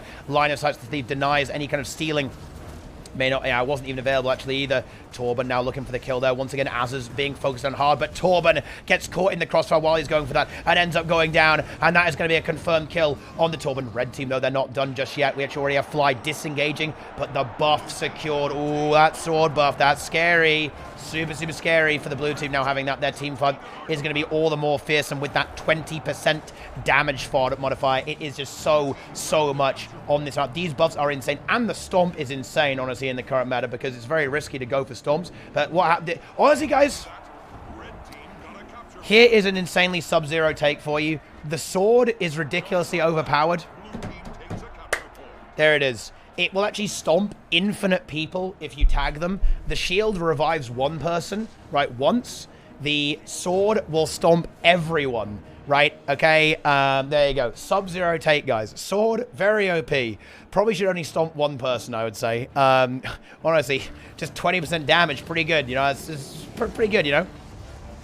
But regardless of that, the team fight now rages once more. Torben already melting through a lot of his coins. No evasion left on his stave whatsoever. I think he almost has to go in, though. His team needs him, or at least needs to help them disengage. He's going to go in there and try and find some damage. Gets him, but look at this. These guys are playing World Bus, or these guys are playing some GVG right now. And Floody is already down the sword buff. The reaps him into the next life there. Capablanca dies, and oh, I think that might be it. I think the worms... They were just toying. They were playing with their food here. They burrow into their opponents. They burrow into the dirt. And they're going to be closing out this game, I think, on the basis of that. Torben glint heals again, but the taunt is very annoying. Once again, Raikön looking for the kill. Fearing, nice fearing there by Gorn. It will prevent the chase from coming through, but Torben, that chill is still on him. He can't get out of this just yet. I think we might be seeing Azaz looking for a killer. Yep, looking for Gornet right now, but Capablanca does get that respawn. Meanwhile, on the other side of that, we have Draza into Fly, 1v1. Going pretty well for Draza. As of right now, he finds that neutralization, and Fly probably doesn't really want to be here anymore. I think he's going to go somewhere else instead. Yep, Fly will simply rotate elsewhere to try and provide value to his team instead of pursuing that 1v1, which he was already behind in. Meanwhile, the fight is over here on the Dragon. Floody getting pushed away. A little bit isolated from the rest of his team. Torben holding firm over there as well. Capablanca and Gornet pushing into this fight there for the all-out 4v4. Draza will be actually a little bit behind Fly in getting over here into this fight as Draza going to, once again, going for a very greedy cap on middle. Let's see if it works out. Can the Worms hold on long enough? A Spree in a bit of trouble. Does have his full shroud available, though, and in fact, Fly dies. And this is, honestly, this is what the Worms do. They actually win the 4v5. They flat win a 4v5 there. That cannot happen, right? That is kind of the end. Really at that stage. Fly, he went really aggressive there, and the Worms won. Like, without Draza, 5v4, and they won that fight. Very impressive stuff there. The Lich is big, and we do see a kill on the Spree, but Goku on no port, and should be able to get that Signet. Yep, there it is. Gets the Signet. No interrupt there from the Thief as possible. No, both because of the no port, but also because the Thief is dead. A Spree, though, really running out of longevity, does get taken out again. That Power Herald just slaying right now. Can Goku get that revive? The cleave is good here from Reich, and the ultimate Dark Worm. Looking to find some kind of revival there. Floody is down. Is that going to actually rally? It does. Yep, the Stomp comes out, rallying up a Spree. He's back on his feet again. And, of course, now Goku will be starting to get some healing on him, and the Shroud will be building up for the Minion Manta once again. And this is just a bit of a spawn camp situation there. Torben goes down. Capablanca. Is there an interrupt? No, there is not. So Torben does get revived there, but Capablanca under so much pressure. He's got 0 abilities. Everything on Corda right now except those webs. It was very nice port, actually, there. Dodges the leap on the sword from Reich, and then Capablanca actually might get away with this. Very good kite there from the guy. But no, Azaz, he says, you are not getting out of this one. He's going directly in there. Gets a big spike on Capablanca and is going to find Torben at the same time. That is going to be the end of that. Quarantine Crusaders are going to be the semi-finalists there. The GG's called there by Capablanca. Big respect there from those two teams. And that is going to be the end of the game. As simple as that. Chunsu versus Kranel. How is that going on over here? Let's go check it out right now. Oh, you know, honestly, that is a good goddamn attempt from the red team, actually. A bit of a pug team last minute by the looks of seeing a lot of different teams blended together here. And maybe not the most optimized composition in the universe, but they absolutely make that work there. Getting 200 points into a very strong team. Then we may well be seeing, and oh boy, our next round is going to get very spicy. It's going to be Chunsu versus the Lakerz. I think a lot of players will predict that to be the final, but it's not going to be the final this time, guys. It's going to be the semi-final, the Lakerz versus Chunsu. And, of course, draw into Quarantined Crusaders. Ooh, 2 interesting matchups. If we had to kind of look at the favorability, bear in mind, guys, in the first round of the tournament, Lakerz actually dominated the Chunsu team at 500 to 100. Okay, approximately. So that was a very one-sided match, but it's been time now. It's been hours, right? You know, the Chunsu team, they will have reflected, they will have analyzed, they would have learned, okay, the information they need to hopefully try and put up a fight against their deadly French opponents. And I believe, guys, wait, is Lakerz full French? I believe it's 100% French, because Riken's French too, right? So we actually have Hollow French, Guardian French, Necro French, okay, Thief French, and Rev French. Full France team there. Love to see it. Okay, get me some French guys in the chat, Mike. Get a few French guys in the chat. Lakerz for the win. Yeah, these Lakerz, they are going crazy right now. They're about to try and farm. They're about to try and farm this monthly AT. French domination. Is Draza? No. Dra is a different player, a Finnish player. Dra, I want a new rule. I want a new rule from ArenaNet that you aren't allowed to name your character like this. Like, what the hell is this? This is Dra on the Power Herald Atalante support guardian here. Infinite Dodge Man, Misha, the Master of Disaster, rank 55 leader, Carl Summers, the Ranger, the role player, the legend. Here he is, monthly AT winner, Community Conqueror. And finally, Jesus himself is back in the form of Nade Engie in Guild Wars 2. Jesus on duty. You guys have ever wondered why there's still malaria or why COVID kind of slipped through the net of the God shielding? This is why, because God is obsessed with winning monthly AT right now in Guild Wars 2 and playing Grenade Hollowsmith. right now. So there it is. In any case, they face a powerful team. The Quarantine Crusaders. Andreas on the Prot Holo. Sakaya on the Grenade Holosmith here. Maya on the DP Thief. Belsdar and Renegade. And Citadel here on the Core Necromancer. Chodraz's build. Yeah, he's playing this regular Power Herald. Berserker Amulet, Divinity, Purging Energy on Sword, Escape Cleansing on some. Ooh, Belzar already dies here, trying to cross over to the other side. Gets caught there and dies immediately. Sakai does get a good kite, but I don't think he can really convert that kill. There should be good healing there from Adelanti. That is a very, very bad start. The far push completely shut down, and mid given away for free, actually, towards red. That is not what you want to see. We'll have a look at a little bit of a look at this game. Because the other game will be starting very, very shortly. Wait, is it? Wait, dude, this is so weird. I am honestly tripping out, guys. This is the same map that Lakerz beat Chunsu 500 to around 150 in the first round. This is actually unreal. Like, you know, we saw the rematch between Quarantine and Pain's team on the Coliseum, and now we see the rematch here. That is weird. Very, very weird indeed. Yo, Zorax Mopa, thanks for the Prime, man. I appreciate it, dude. Appreciated. What's Turai? Listen, I don't know why Turai Ossa is there, guys. Like, Turai Ossa is just there now. Like, he's just there eternally. He loves it. He's just, you know, he's enjoying himself.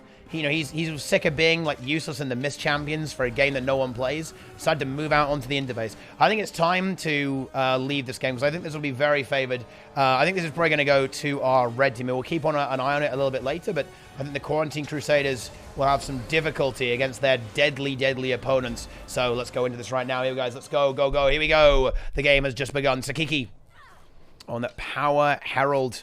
Once again, Azadome on that Thief. In fact, on close capping duty right now. Not expecting any kind of far push there from the Lakerz, and they're right to expect it. Feifei, they're getting annihilated early on. Does have a good amount of life force, but the beating for the Lakerz, the coordination of their damage spike might be a little bit too much. The supply crate lands. Ooh, that's a big crate there. That might confirm a kill. The CC is massive there from Riken, but not able to quite finish the job there. 5,000 health there, but here comes Draza. He wants to get that kill. Can he find it? Not quite. In fact, takes a huge amount of damage. May end up even falling here. Azadome on that hunt is instead going to leave this fight and go for that decap, leaving his team to continue this team fight on their own. And in fact, maybe not going as well as previously. We actually do have a kill on Goku, and that is going to be a very favorable encounter. Azadome drops down that smoke field, denying the Lich projectiles for the cleave, and also they get the signal on their own player there as well. All of a sudden, the Lakerz actually struggling for the first time in a team fight versus their opponents. In fact, I think Esprit is going to go down here as well. Esprit is dead, does die on point, forces the stomp to allow the quicker reset. But red team actually do find themselves winning that team fight. Was it all a ruse? Was it merely an act? Did the red team feed deliberately in the first game, or did the Lakerz simply make a slip up there? You know, once again, you almost, let's see if we can make something else up here. Let's go, let's see if we can summon, so I actually suspect it will. Right, can we now summon Nika? Okay, you guys want, yeah, oh no, it actually is Turai. Yeah, it's still Turai. Unlucky. Oh wait, hang on. I can't change it here actually. Yeah, it's because I can't change it. I have to leave. I'm not doing that. Right, yeah, never mind. Yeah, you guys want to see some booba? A little bit of booba?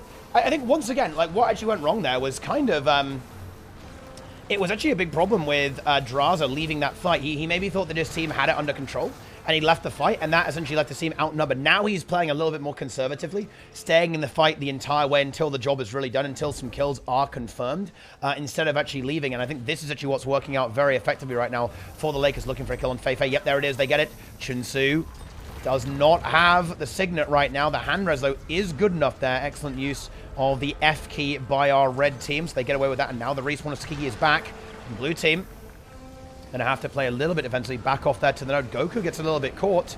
Dodges the Jade Winds, though. Is able to hold on. Has to renew, though. Wow, so much Condi pressure. Massive damage there. Gets his heal skill, but interrupted there as well. Uh-oh, Goku getting trained here. Can his team peel him out? Trying to as much as possible. I think we do see a kill on Goku here. There it is. Goku dies, and that's right before the bell. That's scary. No support in the team fight right now on this bell. This vitally important objective.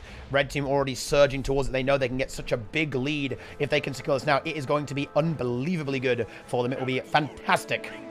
It really, really will. The ultimate big one, though, is standing firm. And the red team is maybe overcommitting to this objective. It's only 25 points right now, and they're going to concede the entire map just to push it as hard as possible. And Goku is back. Goku is already back in play. here as well. Okay, here we go. Goku now moving back into this fight here, getting ready for action, ready to meme up here as well. And now the fight, look, three liches at the same time.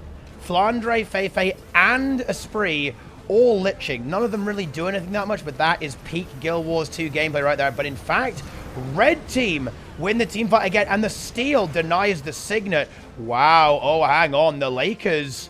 Yeah, they concede it. I like this. Very smart not to continue fighting here. Just going to give the bell, but Raikkonen dies too. Signet, I think it should connect. Yeah, no steal this time. But another kill. Azaz loses. And the Lakerz completely drop this team fight. Raikkonen dies as well. Oh my god, this is a game. We have got a game on our hands right now. We absolutely do. Blue team found some advantage there. But they had a bit of problem here. They had a little bit of difficulty going on here with those team fights. If they did not have a problem in the first round here, what has changed? Better coordination, slightly better strategy and approach, a better target focus. Perhaps they were not expecting the Renegade here, I imagine.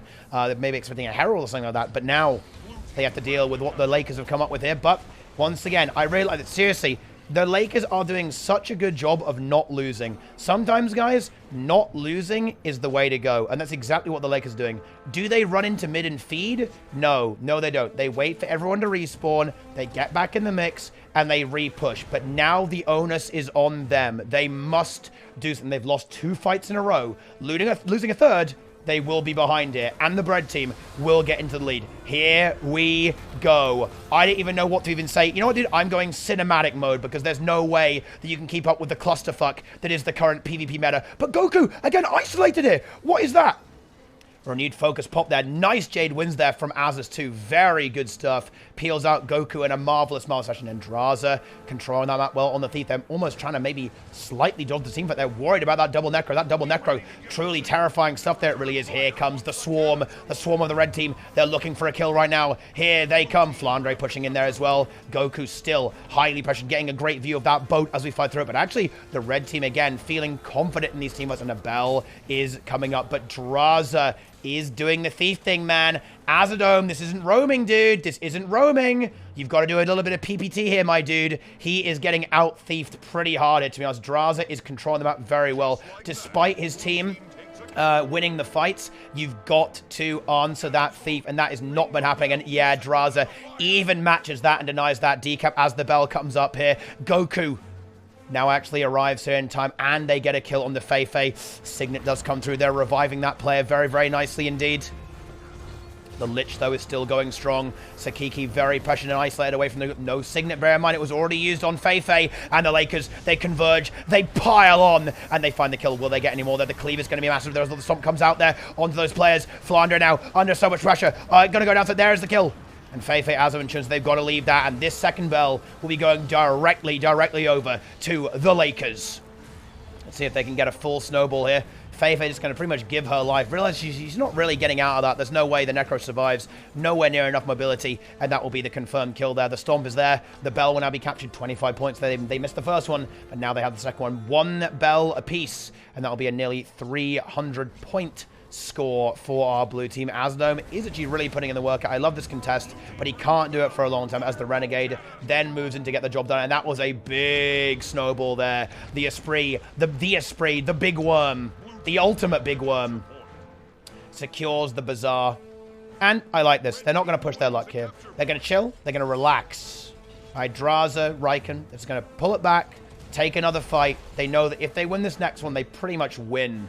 Right? Like, if they can actually do this, they are going to win.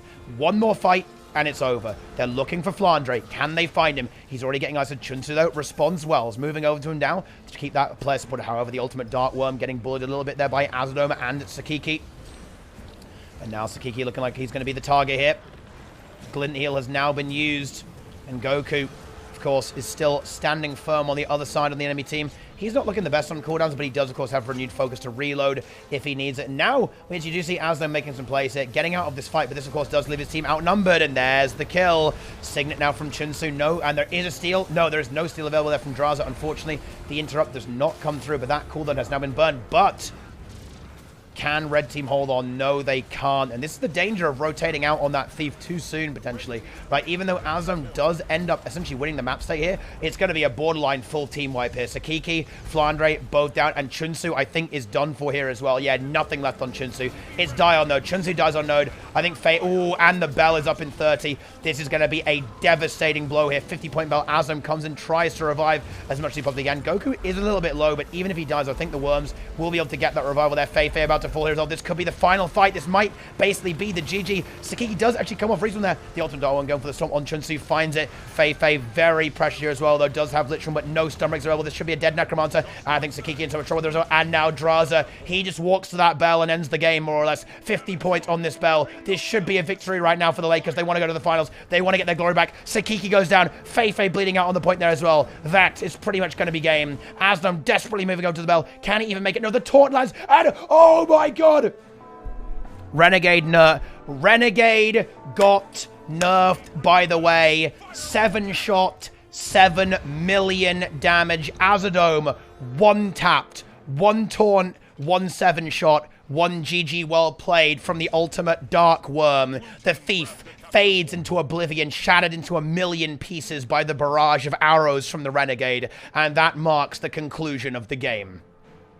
There it is. Is the other game still going? The other game? Oh, no, that's the wrong one. Okay, the other game is not going. It's going to be Draw, I believe, going up against the Lakers in the finals. Fantastic stuff indeed there. Incredible DPS there from the Lakers. The red team going for one last desperate decap. Azam knows he has to do this. He's got to do it. Draza, though, he's far too intelligent to allow that to possibly happen, though. Draza already responds to the Thief, moving over to it, and should be able to contest that very nicely as the game is about to end. 5 points left. The team fight is collapsing a little bit for the red team, rather for the blue team.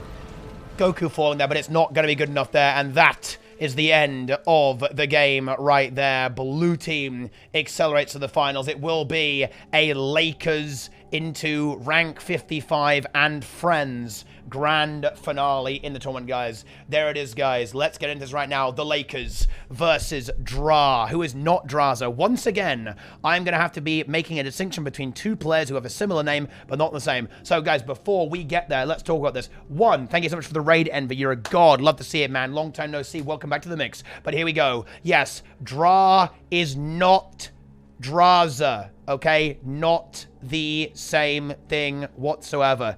The Lakers have Draza, French, okay? Corient, right? This is Dra, Finnish, not the same thing. To actually start. Right, here we are. Oh my, what are you kidding me? What a map to have the finals on. Are you serious? The absolute most ridiculous, silly, snowbally map out there. And I would almost ban this map for the finals of monthly AT because of how Papega this map really gets, particularly in a team fight meta like this. Okay, here we go then. Well, let's see what we've got here. It's going to be the Herald from Dra on the red team. Adelante, Support Guardian. As well, Infinite Dodge Man, the Thief from Misha, the Master Disaster with Smokescreen here. Draza not going with Smokescreen, going for instead, okay, the big value of the Signet of Agility for the condition removal and a bit of extra evasion there. Cole with the base ranger, Sage Splitter, Horsmith there, but they're facing off against another Horsmith, Raikon, Goku. This will be a new monthly AT winner, guys. Raikon has not won the monthly, I believe, as far as I'm aware. So let's see if he can make it. This is his chance to shine at last. I am expecting this game to be pretty damn ridiculous. Expect absurd 4v4s, ridiculous 5v5s, players dying left and right, and then the entire map maybe getting trouble. Ooh, a Spree. Going to be pushing this over here, and it is going to be a 3-node play from the red team here. It's going to be Misha and Cole pushing directly, and Esprit knows this. He sees the push. He saw the marks explode, but he's got full life force already, and he holds extremely well there. And that Ranger, even with all that entangled goodness, it's not going to be enough to actually dislodge him. And in fact, now Cole is the one who's under fire. I think the blue team will probably actually want to rotate back towards middle. They left Riken to contest that, and the red team actually finds over with a slight edge there, but that's typical when you see a 3-node play. The 3-node play team will usually get a bit of a lead, but that will now be countered a little bit by Draza immediately going for that decap. Ultimate Big Worm and the Ultimate Dark Worm holding firm together here on the waterfall, while middle is being contested by the rest of the worms, Goku and Riken. He's actually outnumbered here for Goku, so they've got to be very careful here. Goku getting smashed as the renewed focus. His team is now rotating to help, but will he survive? I don't think he will. No, he is dead. Ooh, that's a good start here for red. That is a nice kill to have. It absolutely is. Riken forced to disengage there as well with Draza. Misha already looking for the decap. Draza in a hot pursuit, though, and the Lakerz, despite having a little bit of a problematic start there, losing their Guardian, they are able to control the map fairly well. However, the Ultimate Big Worm and the Ultimate Dark Worm now getting pushed very, very hard by Cole and Dra. Adelante, though, not really actually able to do much there. If he pushes this, he doesn't really do much on the support Guardian. Looks like he's going to have to do it anyway, though, I think, as we see Goku. Yeah, I think he's worried about getting decapped maybe, though, by Goku, or maybe Goku pushing far, wanting to match that there as well. Now Adelante has to get in there, and in fact, the 2v2 goes well. Ooh, stomp from Cole. No. It does not happen there. The stomp was cancelled, and of course, Esprit was revived by the glorious Signet. Esprit, though, not having the best of time here whatsoever, has to get his minions back. He's going to try and revive them as quick as he possibly can. There we go. The minions are now back in play, and there's the blind wall. That's a big one. That will help him survive a lot. Who knows that pulsing blind and chill is a pretty damn good self-peel, but Esprit is still very, very low here indeed. Can Goku heal him? Riken actually did die on the other side of that there as well, and we do now see another kill connected, and Adelante actually stomps it out there. The Lakerz lose a fight here. That is bad. However, Goku and Azaz, I think they can actually hold here. I don't think they're actually in a crazy amount of trouble. Oh, and Draza, currently 1v1, does actually win his 1v1 into the Master of Disaster, but Cole and Sage Splitter are here, thanks to getting that kill on the other side of the map there, and are able to get that revival, and therefore the 1v1 victory for Draza is somewhat mitigated. Did, of course, use some resources to do that, but all of a sudden, guys, that red team, they are about to get back into this. They are about to get that double cap here. The Master of Disaster, never underestimate this man. He wants to find this win. He wants to get that gaming going down here. The Lakerz now pushing very, very hard onto that middle node here as well. And that entangle actually providing value there, forcing Azaz to eat a lot of damage there from the Thief. Is Ranger secretly OP? Well, apparently maybe not, because we already have the Revenant die here, but the Signet, great Signet there from Adelante. And red team, they're in the lead. Both Thieves trying to decap each other. Oh, Riken not going to make it, actually.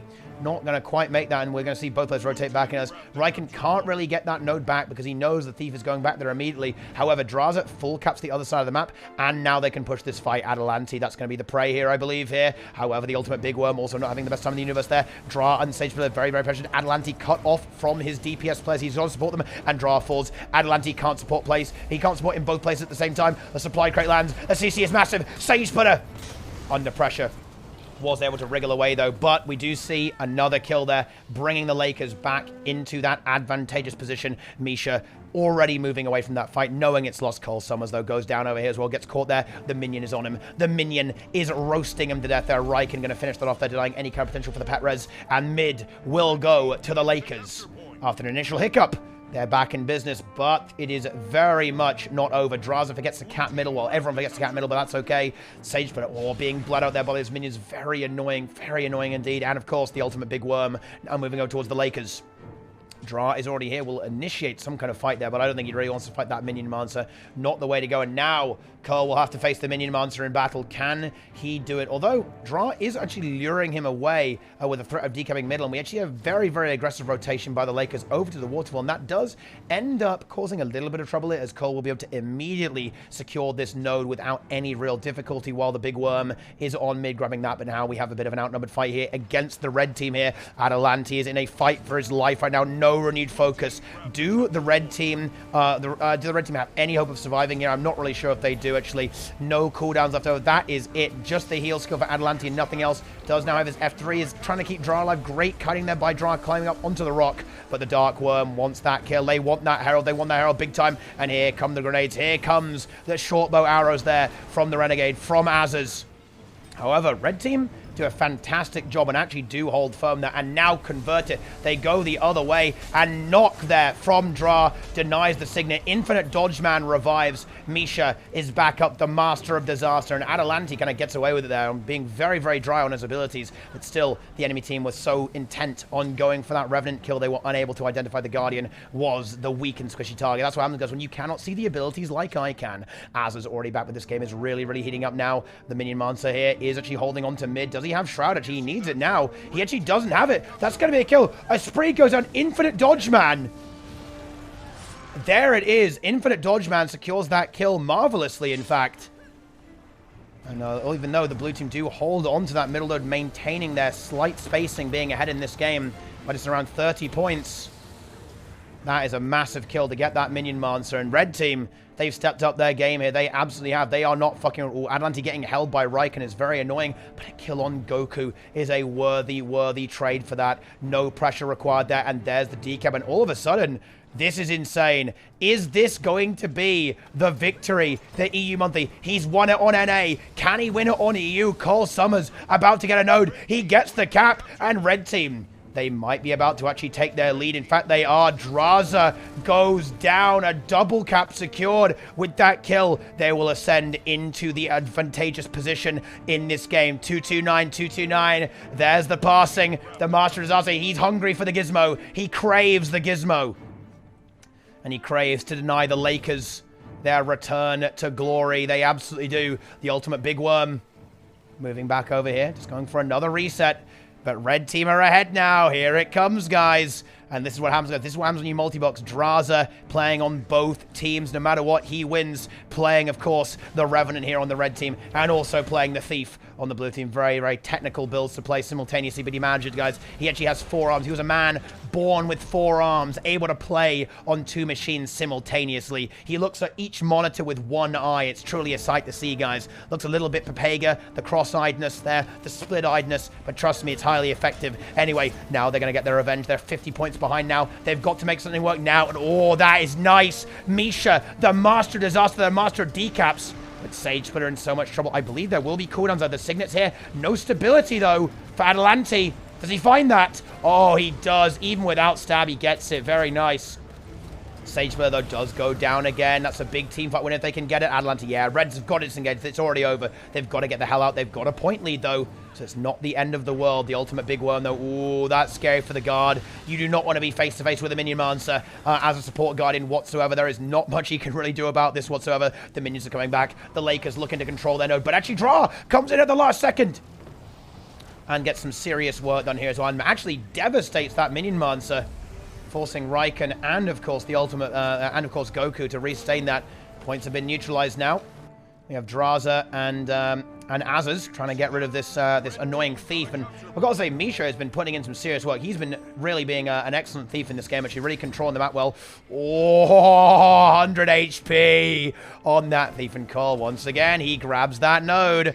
Atalante dies, and now the points are even once again there with Waterfall for the blue team, Quarry for the red team. But here comes another massive team fight. I think blue team will be able to secure this. There's no Guardian right now for red. Red cannot fight this. They have to disengage and try and stall it as much as they possibly can. They don't want to concede the node. That is what they really do not. They do not want to give their blue team any hope of getting back into the game. But the decap from Draza, that's what happens when you don't have that Guardian. You really have to try and commit to stall this. And without that Guardian there, it's so hard to do that. Nice headshot there with the Bazzi there, getting some points. Will Draza actually... Oh, Sagebruder already thinks that Draza left, but he actually might take the 1v1. Is he going to go for it?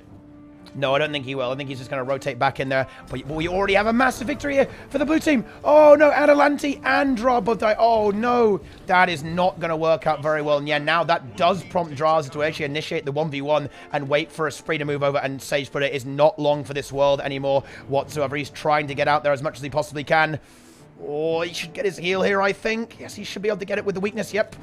He's getting out very good, and a spree will get the double cap. Meanwhile, we also have this stall there. Raikkonen into Cole Summers there. The grenades are being good. Oh, no. And Misha. Oh, no. Misha dies. He's out for 15 seconds. Oh, they can't afford to lose their thief, really. It's such high pressure, but your thief cannot be dying. It's so bad when your thief dies, particularly when the enemy team is already snowballing you. Oh, Cole dies to Raikkonen. Oh, no. And there's the triple cap. The bird bugs out. He was trying to fly away, but the bird simply cannot lift the Norn or the human bulk away. Actually, going for the silver is very, very cheeky. Maybe the lick wounds is good enough, but no, Riken is not going to allow that to happen. And the triple cap has now been connected for the Lakerz. Lakerz about to go big. Oh, dear, oh, dear, oh, dear. Draza. Now the Lakerz just surging forwards here. Oh, Misha. No! Misha dies there as well. Gets caught by the 7 shot and the damage there from the Necromancer. Oh, maybe a little bit of kind of rustling getting in there, like a very aggressive fight, and it's just completely out of control now. Oh, what a complete catastrophe there. Red team, they had that opportunity. They had the way to get back into this, but they just fed too many kills into the Lakerz. The Lakerz were hungry. They were hungry for this monthly. They were out last month, guys. They were out in the Tournament of Legends, but they are not going to be out here. This is game. I actually like. Yeah, honestly, this is correct. Yeah, this is the only way they win. They have to do Lord, and I like this. It's not going to work, but I think it is correct. I think it's the only win con they have right now. They're going to go for it. It's not enough. They need a kill as well. They need Lord and a kill, and they've only got 20 seconds to do it. Nah, that ain't happening. Not with Goku here. Not with the entire team of the Lakerz here at the same time. It's not going to work. It's game over, guys. This is going to be the end. The EU monthly AT finals, it ends on a triple cap. The master of disaster tried to hold off the return of the French, but it's 5 French players claiming the monthly. 500 exactly, 3 minutes on the clock, and that's it. The Lakerz reclaim their throne. The ultimate worms, the ultimate Lakerz are back in business. A very, very insane game, though. Ultimate gaming there. Very close, even to the end there, with a big, big back and forth between these two teams. But in the end, that is going to be it. No Lord, no time for that. That's game over. Call top damage. Call carrying big. Top damage, top offense, and top defense. This man is getting those dailies done right now. There it is. We have the Renegade, the new meta comp from the Lakerz comes out. The Horsemith, the Renegade, the Thief, the Minion Mancer, and the Guard. A lot of people thought that it was going to be the double Necromancer this time, but it was actually the single Necromancer that actually sealed the deal. Does Draw stream? Draw does stream very infrequently, I think. Not all the time.